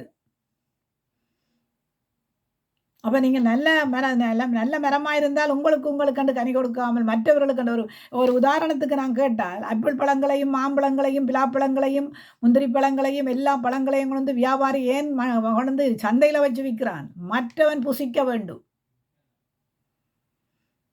மற்றவனுக்கு அது பசிக்கு உணவாக இருக்க வேண்டும். அதுதான் நல்ல மரம். நான் சாப்பிட்டு நானே செவிமாடடையாமல் செத்தா பிரயோஜனமற்ற மரம். அப்போ அதுங்க நாங்கள் பார்க்குறோம் நல்ல கனி, அன்பு, சமாதானம். அப்போ ஆவியின் கனி என்னவாம்? இங்கே நல்ல கனி என்னவாம்? என்ன சொல்லி தந்தோம்? என்ன உங்களுக்கு சொல்கிறேன்? பிலாப்பழம், ஆப்பிள் பழம், மாம்பழம், தோடம்பழம், முந்திரிய பழம், பல பல பழங்கள் இருக்குது பாருங்க. அதையெல்லாம் வியாபாரி கொண்டு வந்து ஏனுங்க தோட்டத்தை வச்சு அதுக்கு இது என்ன நிலத்தையெல்லாம் உழுது கிழுது தோட்டத்தை வச்சு ஏனுங்க கொண்டு வந்து சந்தையில் வச்சு விற்க வேணும்? மற்றவன் அதை புசிக்க வேண்டும். ஆனால் நாங்கள் எங்களுக்கெண்டே கனி கொடுக்கிறவர்களாக இருக்கிறோம் இல்லையா? அந்த அன்பின் கனி, அந்த ஆவியின் கனி இன்னதென்று அறிஞ்ச எங்களுக்கு அப்படியான எண்ணங்கள் சிந்தனைகள் இருக்கலாமோ? நோய் இருக்கக்கூடாது. அப்போ நாங்கள் எப்படிப்பட்டவர்களாக இருக்க வேணுமாம்? ஆவியின் கனி உள்ளவர்களாக இருக்க வேணும். அன்பு, சமாதானம், நீடிய பொறுமை, நற்குணம், நல்லடக்கம், நிச்சயடக்கம்.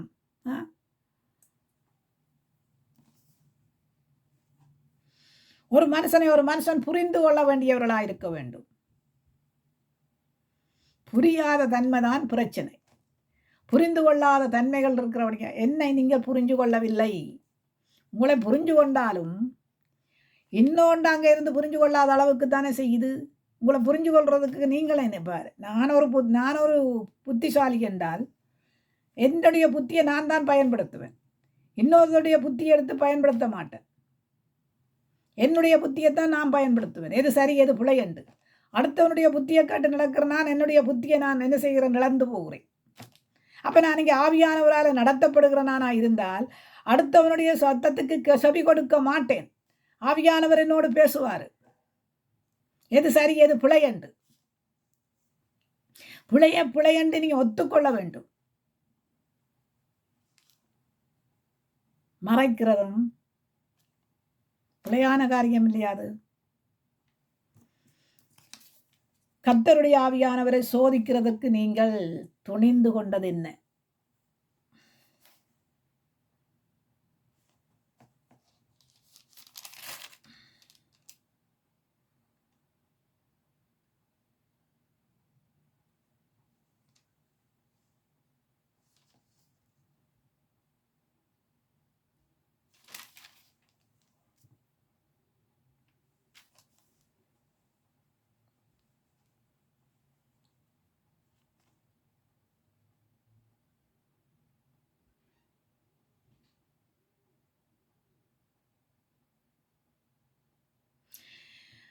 ஒன்பதாம் அதிகாரம், அப்போஸ்தலர் 9ஆம் அதிகாரம் 30ஆம் வசனத்திலிருந்து பார்ப்போம்.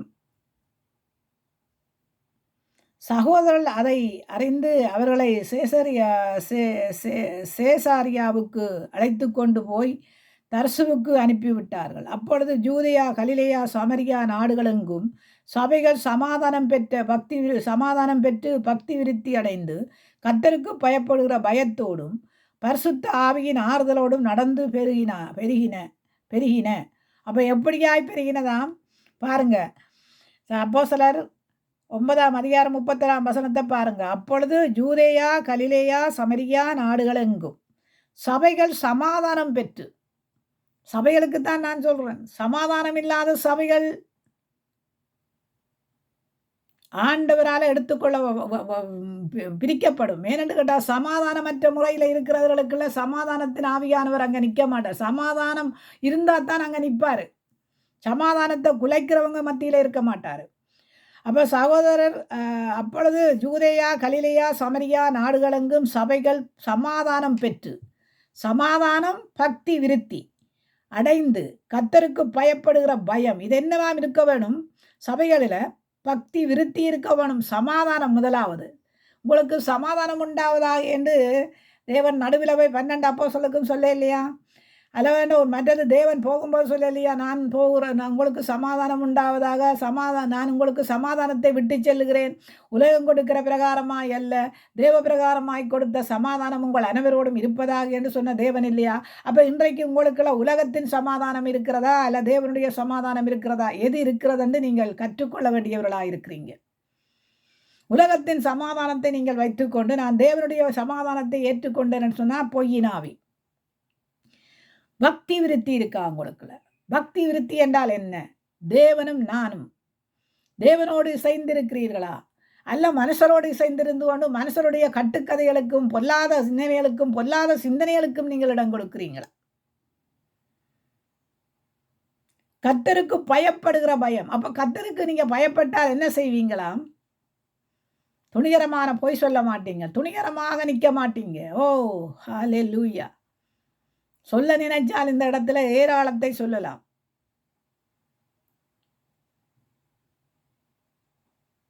பொய்யின் ஆவி நமக்குள்ளே இருக்கக்கூடாது. நான் ஒன்றும் சொல்ல இல்லை, அவர் தான் பேசுகிறாரு, நாங்களே சொல்ல போகிறோம், அவர் தான் செய்கிறாரு. அதையெல்லாம் கேனயங்கள் நம்புவாங்க. ஆண்டவருடைய ஆவியுடையவங்க நம்புவாங்களா என்ன? சுட்டி காட்டுவாங்க. யாரால இந்த கேடு வருகுது, யாரால இது வருதுன்ட்டு அனனியா சப்ராலை பார்த்து பேதுரு சொல்லல, யாரால இந்த கேடு வந்ததுண்டு? ஏன் யோனா ஓடினான், யாரால இந்த கேடு வந்ததுண்டு அவங்க கேட்கல?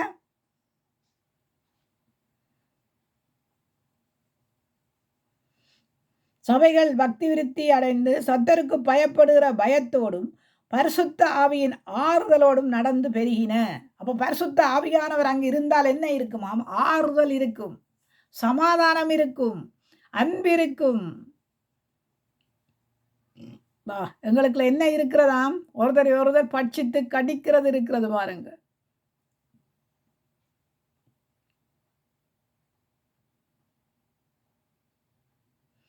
பேதுரு போய் எல்லோரையும் சந்தித்து வருகையில் அவன் லீத்ரா ஊரிலே குடியிருக்கிற பரிசுத்தவான்களிடத்துக்கு போனான். அப்போ எங்கேயா குடியிருக்கிற? லீத்ரா ஊரிலே பரிசுத்தவான்கள் குடியிருக்கிறாங்க பாருங்க. இங்கே சபை பக்தி விருத்தி அடைந்தது. சபை சமாதானத்தின் சபையான தேவனுக்கு பயப்படுகிற சபை, பரிசுத்தாவியின் ஆறுதலுடைய சபை. இன்னைக்கு உங்களுடைய சபையில வந்து ஆறுதல் இருக்குமா? சண்டை தான் இருக்கும் பாருங்க. இப்படி கொஞ்ச நேரம் நாங்கள் ஆராதிச்சு தூய்ச்சி முடிச்சு விட்டு எல்லாம் முடிய விட்டு பார்த்தா ஒருத்தருக்கு ஒருத்தர் பிரச்சனை. யாரால வருகிறது? அது சொல்ல முடியாது. ஏனெண்டா சொன்னால் அது வெக்கக்கேடு.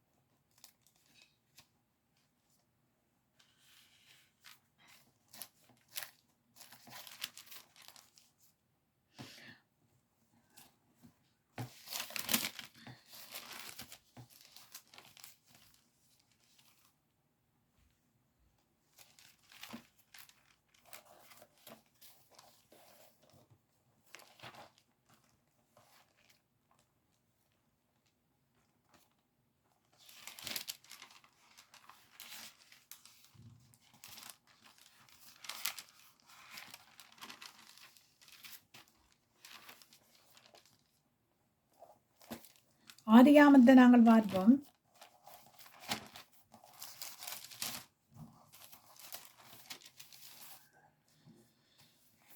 ஆதியாமம் 1 நாங்கள் வாசிப்போம்.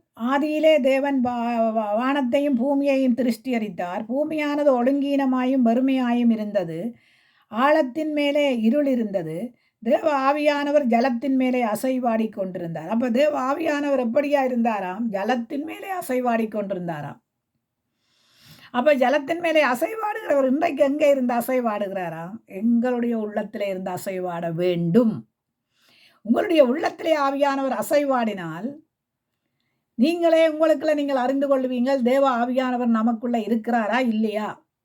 தேவ ஆவியானவர் நமக்குள்ள இருந்தால் நமக்குள்ள பொய் இருக்காது, கசப்பு இருக்காது, வெறுப்பு இருக்காது, மேட்டுமை இருக்காது, துர்க்குணம் இருக்காது, வீம்பு இருக்காது, சுயம் இருக்காது, முகத்துதி இருக்காது, ஈக்கோ இருக்காது, துர்க்குணங்கள் இருக்காது. பல பல காரியங்களை அடுக்கலாம் இந்த இடத்துல.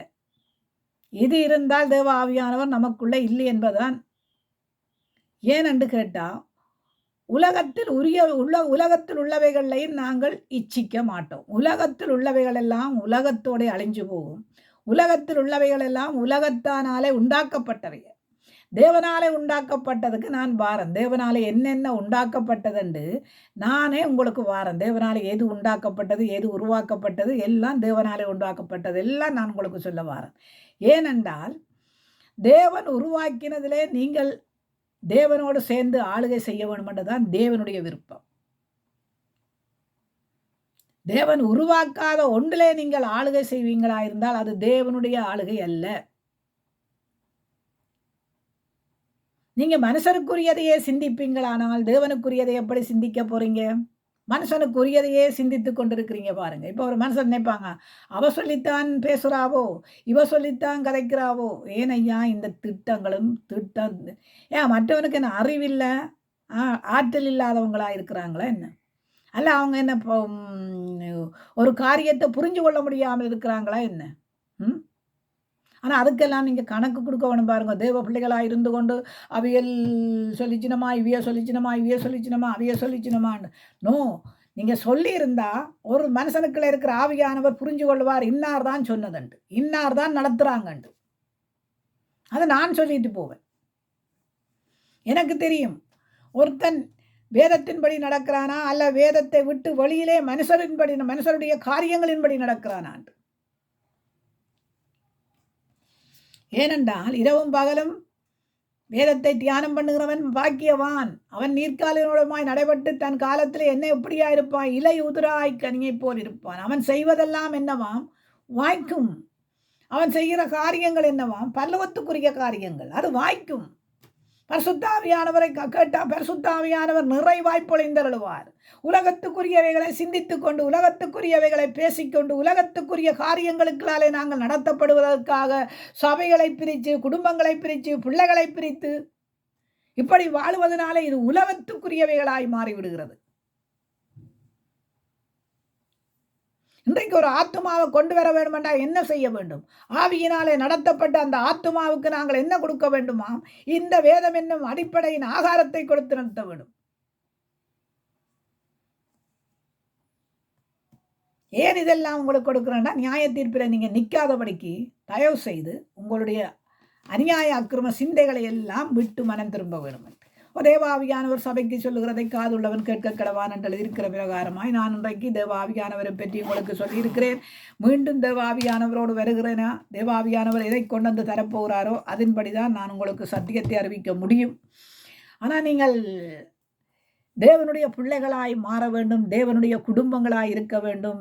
நடு கேட்டால் நோவாவின் காலத்தில் நடந்தது எதுவோ அது மனுஷகுமாரன் வரும் காலத்திலும் நடக்கும் என்று எழுதப்பட்டிருக்கிறது.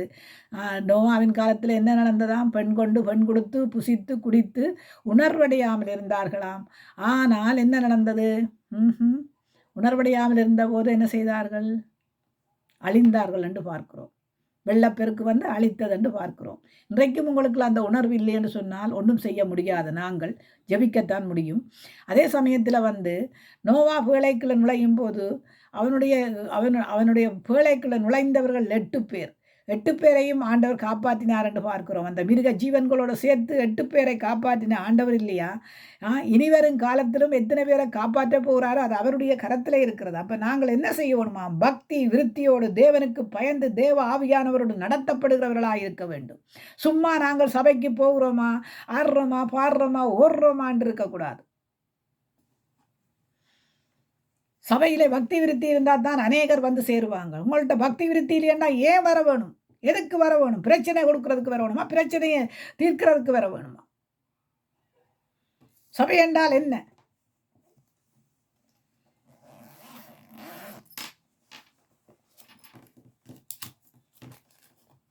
ஒரு சபைக்கு போகிறோமா இருந்தால் அந்த சபையில் பிரச்சனைகளை கொண்டு வர்றதுக்கு போகிறதில்லை, பிரச்சனைகளை தீர்க்கிறதுக்கு போகிறது தான் சபை. ஆண்டவரிடத்துல ஏன் போகிறோம்? ஆண்டவரை இந்த பிரச்சனைகளை தீர்த்து வையுங்க, ஆண்டவர் இந்த பிரச்சனைகளுக்கு எங்களுக்கு ஒரு முடிவு சொல்லுங்க. ஆண்டவர் செய்ய வேணும். ஆண்டவர் செய்யறதுக்குரிய காரியங்களை நீங்க செய்ய வேணும்.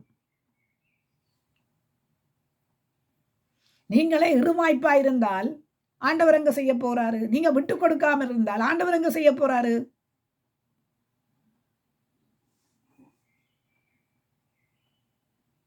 என்னை தொடுகிறவன், அதாவது வந்து அவருடைய பிள்ளைகளை தொடுகிறவன் அவருடைய கண்மணியை தொடுகிறான் என்பது ஆண்டவரே சொல்லியிருக்கிறார் இல்லையா? ஆண்டவரே சொல்லியிருக்கிறார் இல்லையா? அப்போ நாங்கள் என்ன செய்ய வேண்டும்? வழக்காடுகிறோம், வாது பண்ணுகிறோமா? வழக்காடுதல் கத்தருக்குரியது, வாது பண்ணுகிறது கத்தருக்குரியது, அது யுத்தம் கத்தருக்குரியது, பழி வாங்குதல் கத்தருக்குரியது. நீங்கள் பழி வாங்குறதுக்கு நினைக்கும் போது ஆண்டவர் உங்களை பழி வாங்க மாட்டாரா என்ன? பழிவாங்குதல் தேவனுக்குரியதல்லவா? சபையிலே நாங்கள் சபைகளை நடத்தும் போது அதிலே ஒரு பழிவாங்குதல், அதுக்கு ஒரு அக்கியமில்லாத தன்மைகள், பெருமைகள், சுயங்கள், திருப்பி கதைக்கிற கதைகள், பெரியவர்களுக்கு நாங்கள் எதிர்த்து நிற்கிற காரியங்கள்,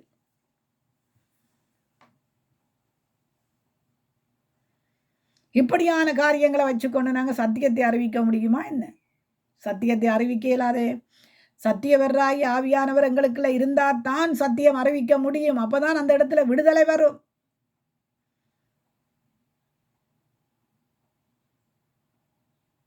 நம்மை வழிநடத்துகிற ஆவியானவர் என்ன கண்ட நேரத்துக்கெல்லாம் வழி நடத்துவார்ன்னு நினைக்கிறீங்களா? வழிநடத்துகிற ஆவியானவர்களை செம்மையான வழியிலே தான் நடத்துவார். எனக்கு பிரியமில்லாத இடங்களுக்கெல்லாம் நெடுகளும் போவார் என்று நினைக்கிறீங்க. பிரியமில்லாத இடங்களுக்கெல்லாம் அவர் போக மாட்டாருங்க. தடுத்து நிறுத்துவாருங்க, இங்க இடத்துக்கு போகாது என்று. ஆமா, நான் அடிக்கடி நான் இங்கே வந்து எங்கேயாண்டாலும் வந்து போக முடியுமா என்ன? போக முடியாது. ஏனென்ற 1000 இதுகள் ஆண்டவருக்கு கண்டு வச்சிருப்போம். ஆண்டவருக்கு கொடுக்க வேண்டியதை திருடி கொண்டு போகிறது, ஆண்டவருக்கு கொடுக்குற நேரங்களில் எங்கேயோ நிற்கிறது. இப்படியான காரியங்கள் எல்லாம் ஆண்டவர் சந்திப்பார் என்று ஆண்டவருக்குள்ள இருக்கிறீங்கன்னு நினைக்கிறதானோ? கர்த்தருக்கு கொடுக்குற நேரத்தை நாங்கள் திருடக்கூடாது இல்லையா? ஞாயிறு கிறிஸ்தவர்களாய் மட்டும் இருக்கிறோம், யூத் மீட்டிங் கிறிஸ்தவர்களாய் மட்டும் இருக்கிறோம், உபாச கிறிஸ்தவர்களாய் மட்டும் இருக்கிறோம். மற்றவர்களுக்கு சுவிசேஷம் அறிவித்து மற்றவர்களுக்கு சாட்சியாக வாழுகிறோமா? இல்லை மற்றவர்களை கொண்டு வர நினைக்கிறோமா? ஆவியிலே நடத்தப்படுகிறோமா? ஆவியானவர்களை கொண்டு போய் எங்கே சமரியாவிலும் யூதாவிலும் உலகமெங்கிலும் நீங்கள் சாட்சிகளாய் வாழுங்கன்னு சொன்ன சாட்சிகளாய் வாழுகிறோமா? பிரியமில்லாத காரியங்கள், பிரியமில்லாத சிந்தனைகளோ என்ன இந்த உலகத்தில் நாங்கள் நீடித்திருப்போம் என்ற நினைவுகள் பாருங்கள். அதனால தான் பிரிவினைகளும் பிரச்சனைகளும் வேதனைகளும் பெருகி கொண்டிருக்கிறது. கடைசி காலத்திலே அன்பு தணிந்து போகும். அந்த அன்புக்கு நான் பிறகு வாரன் பாருங்க.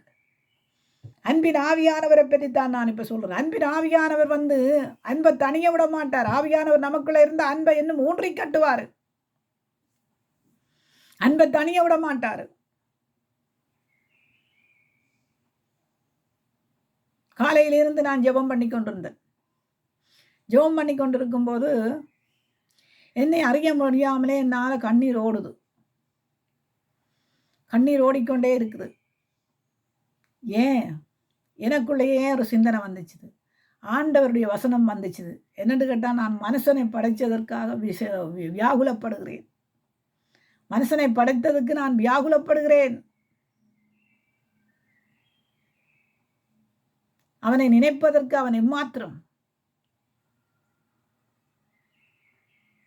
அநியாயம், அக்கிரமம், செயல்கள் சந்தர்.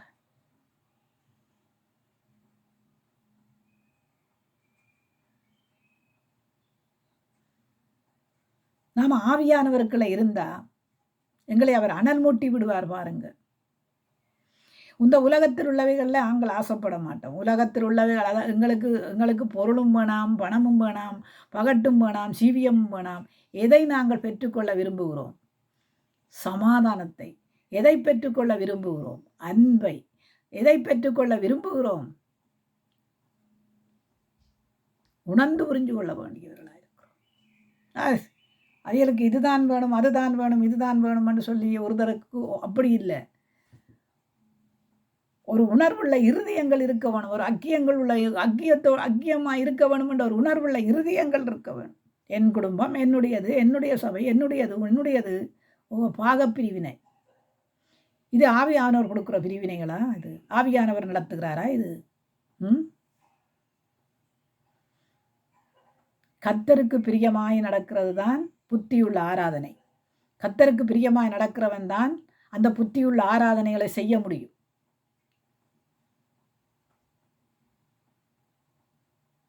கர்த்தருக்கு பிரியம் என்னங்க? வேதத்தை வாசிச்சு பாருங்க. கர்த்தருக்கு பிரியமாக இருக்கிறது என்னென்று அக்கியம், ஒருமனம். ஒருமனம் இல்லாத இடத்துல தேவாவியானவர் இருக்க மாட்டார். ஒரு மனத்தின் ஆவியானவர். ஒரு மனம் இல்லாத இடத்துல தேவாவியானவர் அசைவாட மாட்டார் பாருங்க. அது எந்த ஆவி அசைவாடுதோ தெரியாது, எந்த பேய் நின்று அசைவாடுதோ தெரியாது, எந்த பிசாசுக்கு இடம் கொடுக்குறீங்களோ தெரியாது. கர்த்தருடைய ஆவியானவர் என்ன செய்கிறவராம்? அது விடுதலை கொடுக்கிற ஆவியானவர், விண்ணப்பத்தின் ஆவியானவர், ஜெப வீரன். ஜெபத்தை ஜெபிக்கிறதுக்கு எங்களை தூண்டி விடுகிற ஆவியானவர். எழும்பு, ஜெபம் பண்ணு. கவலையோடு இருக்கிறோமா? ஆறுதல் படுத்தி எங்களை ஜெபிக்க வைக்கிற ஆவியானவர், வேதம் வாசிக்க வைக்கிற ஆவியானவர். ஆவியானவரை பற்றி சொல்ல வேணுமா இருந்தால் இன்னும் ஏராளம் சொல்லலாம். அது உங்களுக்கு எப்படியோ தெரியாது. ஆனால் என்ன நடத்தின ஆவியானவரை பற்றி நான் சொல்கிறேன். இப்பையும் என்னோட இருக்கிற ஆவியானவரை பற்றி சொல்கிறேன். நான் உண்மையைத்தான் பேசுவேன். ஆனால் எனக்கு சொல்லலாமே, நீங்கள் அவைகளுக்கு உண்மை சொல்ல வேணுமென்ற அவசியம் இல்லை, இவைக்கு உண்மை சொல்லணும். நான் யாரையுமே நம்ப மாட்டேன். யாரையுமே நம்ப மாட்டேன். உள்ளதை உள்ளதன்படி தான் சொல்லுவேன். மிஞ்சினது ஒன்றுமே கிடையாது.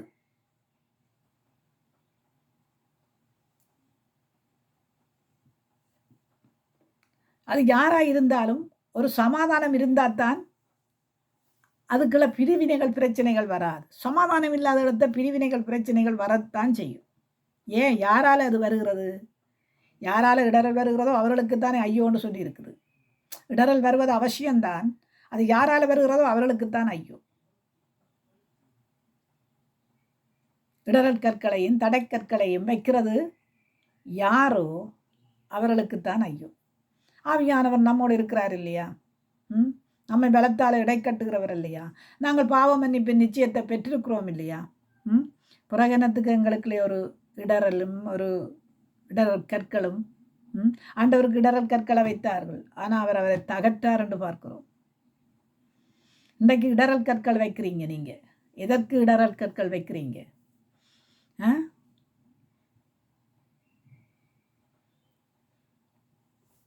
கர்த்தர் தாமே உங்களுக்குள்ள ஒரு மனமாற்றத்தையும் கொடுக்க வேண்டும் என்று மன்றாடுகிறேன். ஆண்டவரிடத்தில் இந்த பிரேயர் பண்ணி கொண்டு தான் இருக்கிறேன். யார் யாரெல்லாம் இப்படியான காரியங்களை செய்கிறார்களோ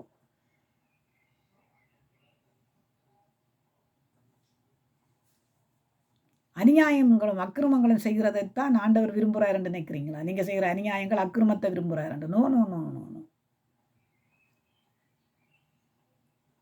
இந்த காலத்தில் பாருங்க, மத்தையில் சொல்லப்பட்டிருக்கு தானே, பிள்ளைகள் பெற்றோர்களை கொலை செய்வார்கள். மற்றது வந்து பாருங்கள், சகோதரர்கள் காட்டி கொடுப்பார்கள். காலம் பொல்லாதது, காலம் சமயமாக இருக்கிறது. அப்போ காலத்தையும் நேரத்தையும் நாங்கள் என்ன செய்யணுமா? பிரயோஜனப்படுத்தவும். எப்படிப்பட்ட பிரயோஜனம் இருக்கணும்? தேவ ஆவியானவரால் நாம் நடத்தப்படுகிற பிரயோஜனங்கள் நமக்குள்ளே இருக்க வேணும். ஊன்றிய ஆவியானவர் தான் நம்மை கட்டுகிறவராக இருக்கிறார். நான் சொல்லுகிறதெல்லாம் இந்த சத்தியத்தின்படி தான் போகிறேன். சத்தியத்தை கேட்கிறவர்கள்லாம் சத்தியத்தின்படி நடப்பார்கள். சத்தியவராய் எவர்களும் சத்தியத்துக்கு கீழ்ப்படுகிறார்கள் என்று பார்க்கிறோம். அநேகர் நீங்கள் இந்த இடத்துல பார்க்குற உங்கள் ஒவ்வொருவரையும் கர்த்தர் ஆசீர்வதிப்பாராக. இந்த வார்த்தையின்படி நடக்கிறதா நமக்கு தேவை. ஆவியானவரின்படி நடக்கிறதா நமக்கு தேவை. மனுஷனுடைய நினைவுகள், மனுஷனுடைய சிந்தனைகளின்படி நடக்கிறதெல்லாம் நமக்கு தேவையானது. இரண்டாலும் மேலே இருக்கிறவர் பிதாவானவர், அவர் நம்மை ஆராய்ந்தறிகிறவர், நம்மை நித்திய வழியிலே நடத்துகிறவர். அவருக்கு தெரியும் நாங்கள் கரை தரை அற்றவர்களாய் வாழ வேணும் என்று. அவர் எங்களை கரை தரை அற்றவர்களாய் உள்ளதை பேசி உள்ளதையே கதைத்து உள்ளதின்படி வாழ்பவர்களுக்கு பயம் கிடையாது. பயத்தின் ஆவியை போறாமல் பலத்தின் ஆவியை பெற்றிருப்பாங்க. அவள் உள்ளதை நாம் பேசவும், இல்லாததை எல்லாம் பேசக்கூடாது. ஏன்னு கேட்டால், நான் எதுக்கு முதலிடம் கொடுக்குறேன்? அதுதான் முக்கியம். எதற்கு நான் முதலிடம் கொடுக்குறேன்? யாருக்கு முதலிடமாக கனம் பண்ணுகிறேன்? யாரை நான் அன்பு செலுத்துகிறேன்? அதுதான் பார்க்கணும். முதலாவது தேவனுடைய ராஜ்யத்தையும் சுதந்திரத்தையும் அவருடைய நீதியையும் தேடுங்கள். கர்த்தருடைய ஆவி எங்கே உண்டு அங்கே விடுதலை இருக்கும். ஏன் உங்களுக்கு வீடுகளில் விடுதலை இல்லை? ஏன் உங்களுடைய சபைகளில் விடுதலை இல்லை? கற்றுக்கொள்ளுங்கள். தேவ ஆவியானவரை நீங்கள் சோதிக்காதீங்க. சோதிக்கிறதற்கு அவர் சோதிப்பின் ஆவியானவர் அல்லவே. பரிசுத்த ஆவியானவர், அக்கினியின் ஆவியானவர், எங்களை வழிநடத்துகிற ஆவியானவர். தயவு செய்து நீங்கள் ஒவ்வொரு தரம் தேவ வார்த்தைகளை வளர வேணும் என்பதுதான் என்னுடைய விருப்பமாயிருக்கிறது. குறைகள் குற்றங்கள் இருந்தாலும் அதை ஆண்டவர் தான் மன்னிக்கிறவர், மனுஷன் அல்ல. ஆண்டவர் தான் மன்னிக்கிறவர். தேவராட்சியத்துக்குரிய பிள்ளைகளாய் மாற்றப்பட வேண்டும். தேவன் தானே உங்களை ஆசீர்வதிப்பாராக. பரிசுத்த ஆவியானவருடைய பலத்தோடும் அவருடைய அன்போடும் நீங்கள் வாழ வேணும் என்றதுதான் என்னுடைய விருப்பம். இந்த உலகத்தில் நாங்கள் எதையும் அனுபவிக்கலாம், எதையும் கொண்டு போக மாட்டோம். அதனால தான் கூடுமான அளவுக்கு சமாதானம், ஐக்கியம், அந்யோன்யம் இருக்க வேணும் என்று நான் சொல்கிறேன். ஏனென்றால் ஒரு மனம் இருக்கணும். ஒரு மனம் இல்லாத இடத்துல அது வீடாக இருந்தாலும் சபையாக இருந்தாலும் ஒரு மனம் இல்லை என்று சொன்னால் அது பிரிவினைக்கு இடம் என்றதுதான். அங்கே ஆவியானவரும் இருக்க மாட்டார். அதனால தான் உங்களுக்கு நான் கற்றுக் கொடுக்குறேன் என்று சொல்கிறேன். நான் வேதத்தை படிக்கிறபடியினாலே நீங்கள் எப்படி என்ன நினைக்கிறீர்களோ நினைக்கலையா நெவர் மைண்ட் என்று கேட்டால் ஆண்டவர் ஒருவர் எனக்குள்ளே இருக்கிறார். அவர் என்னை நடத்துகிறார். அவருடைய பாதையிலே நான் நடக்கிறேன். இதைத்தான் நான் சொல்ல முடியும். கர்த்தர் தாமே உங்களை ஆசீர்வதிப்பாராக. மீண்டும் ஒரு வார்த்தையோடு உங்கள் மத்தியிலே திரும்பவும் வருவேன். ஒரு விசை நாங்கள் ஜெபம் பண்ணுவோம். தகப்பனே, உமக்கு நான் நன்றி சொல்லுகிறேன் ஐயா. தந்த வார்த்தைகளுக்காய் நன்றி. உம்முடைய அன்பு எங்களுக்குள்ளே இல்லாவிட்டால், உம்முடைய ஆவியானவர் எங்களுக்குள்ளே இல்லாவிட்டால் அப்பா தகப்பனே, நாங்கள் ஆண்டவரே மாண்டு மடிந்திருப்போம் சுவாமி. எங்களை நடத்துகிறவர் நீங்கப்பா. எங்களை உருவாக்கினவர் நீங்கள். எங்களை நீங்கள் சீர்படுத்துகிறதும் ஒருமனப்படுத்துகிறதும் உம்முடைய ஆவியானவரப்பா. நீங்கள் எங்களை நடத்த வேண்டும் என்று மன்றாடுகிறேன் சுவாமினி. ஆவியானவரே, கேட்கிற ஒவ்வொரு பிள்ளைகளையும் ஆசீர்வதிப்பீராக. கேட்கிற பிள்ளைகள் ஒவ்வொருவரையும் நடத்தும்படியாக ஜெபிக்கிறேன் ஆண்டவர். சபைகளிலே தேவனுடைய ஆவியானவர் அசைவாடுவதற்கு இருக்கிற தடைகள் எல்லாம் நீக்கப்படுவதாக சுவாமி. பொல்லாத ஆவியின் கிரியைகள் அழிக்கப்படுவதாக சுவாமினி. தகப்பனே, நீர் நடத்த வேண்டும் என்று நான் மன்றாடுகிறேன் ஐயா. உம்முடைய திருப்பாத்திலே ஒவ்வொருவரையும் ஒப்புக் கொடுத்து வல்லமையுள்ள இயேசு கிறிஸ்துவின் நாமத்திலே ஜெபிக்கிறேன் நல்ல பிதாவே, ஆமென்.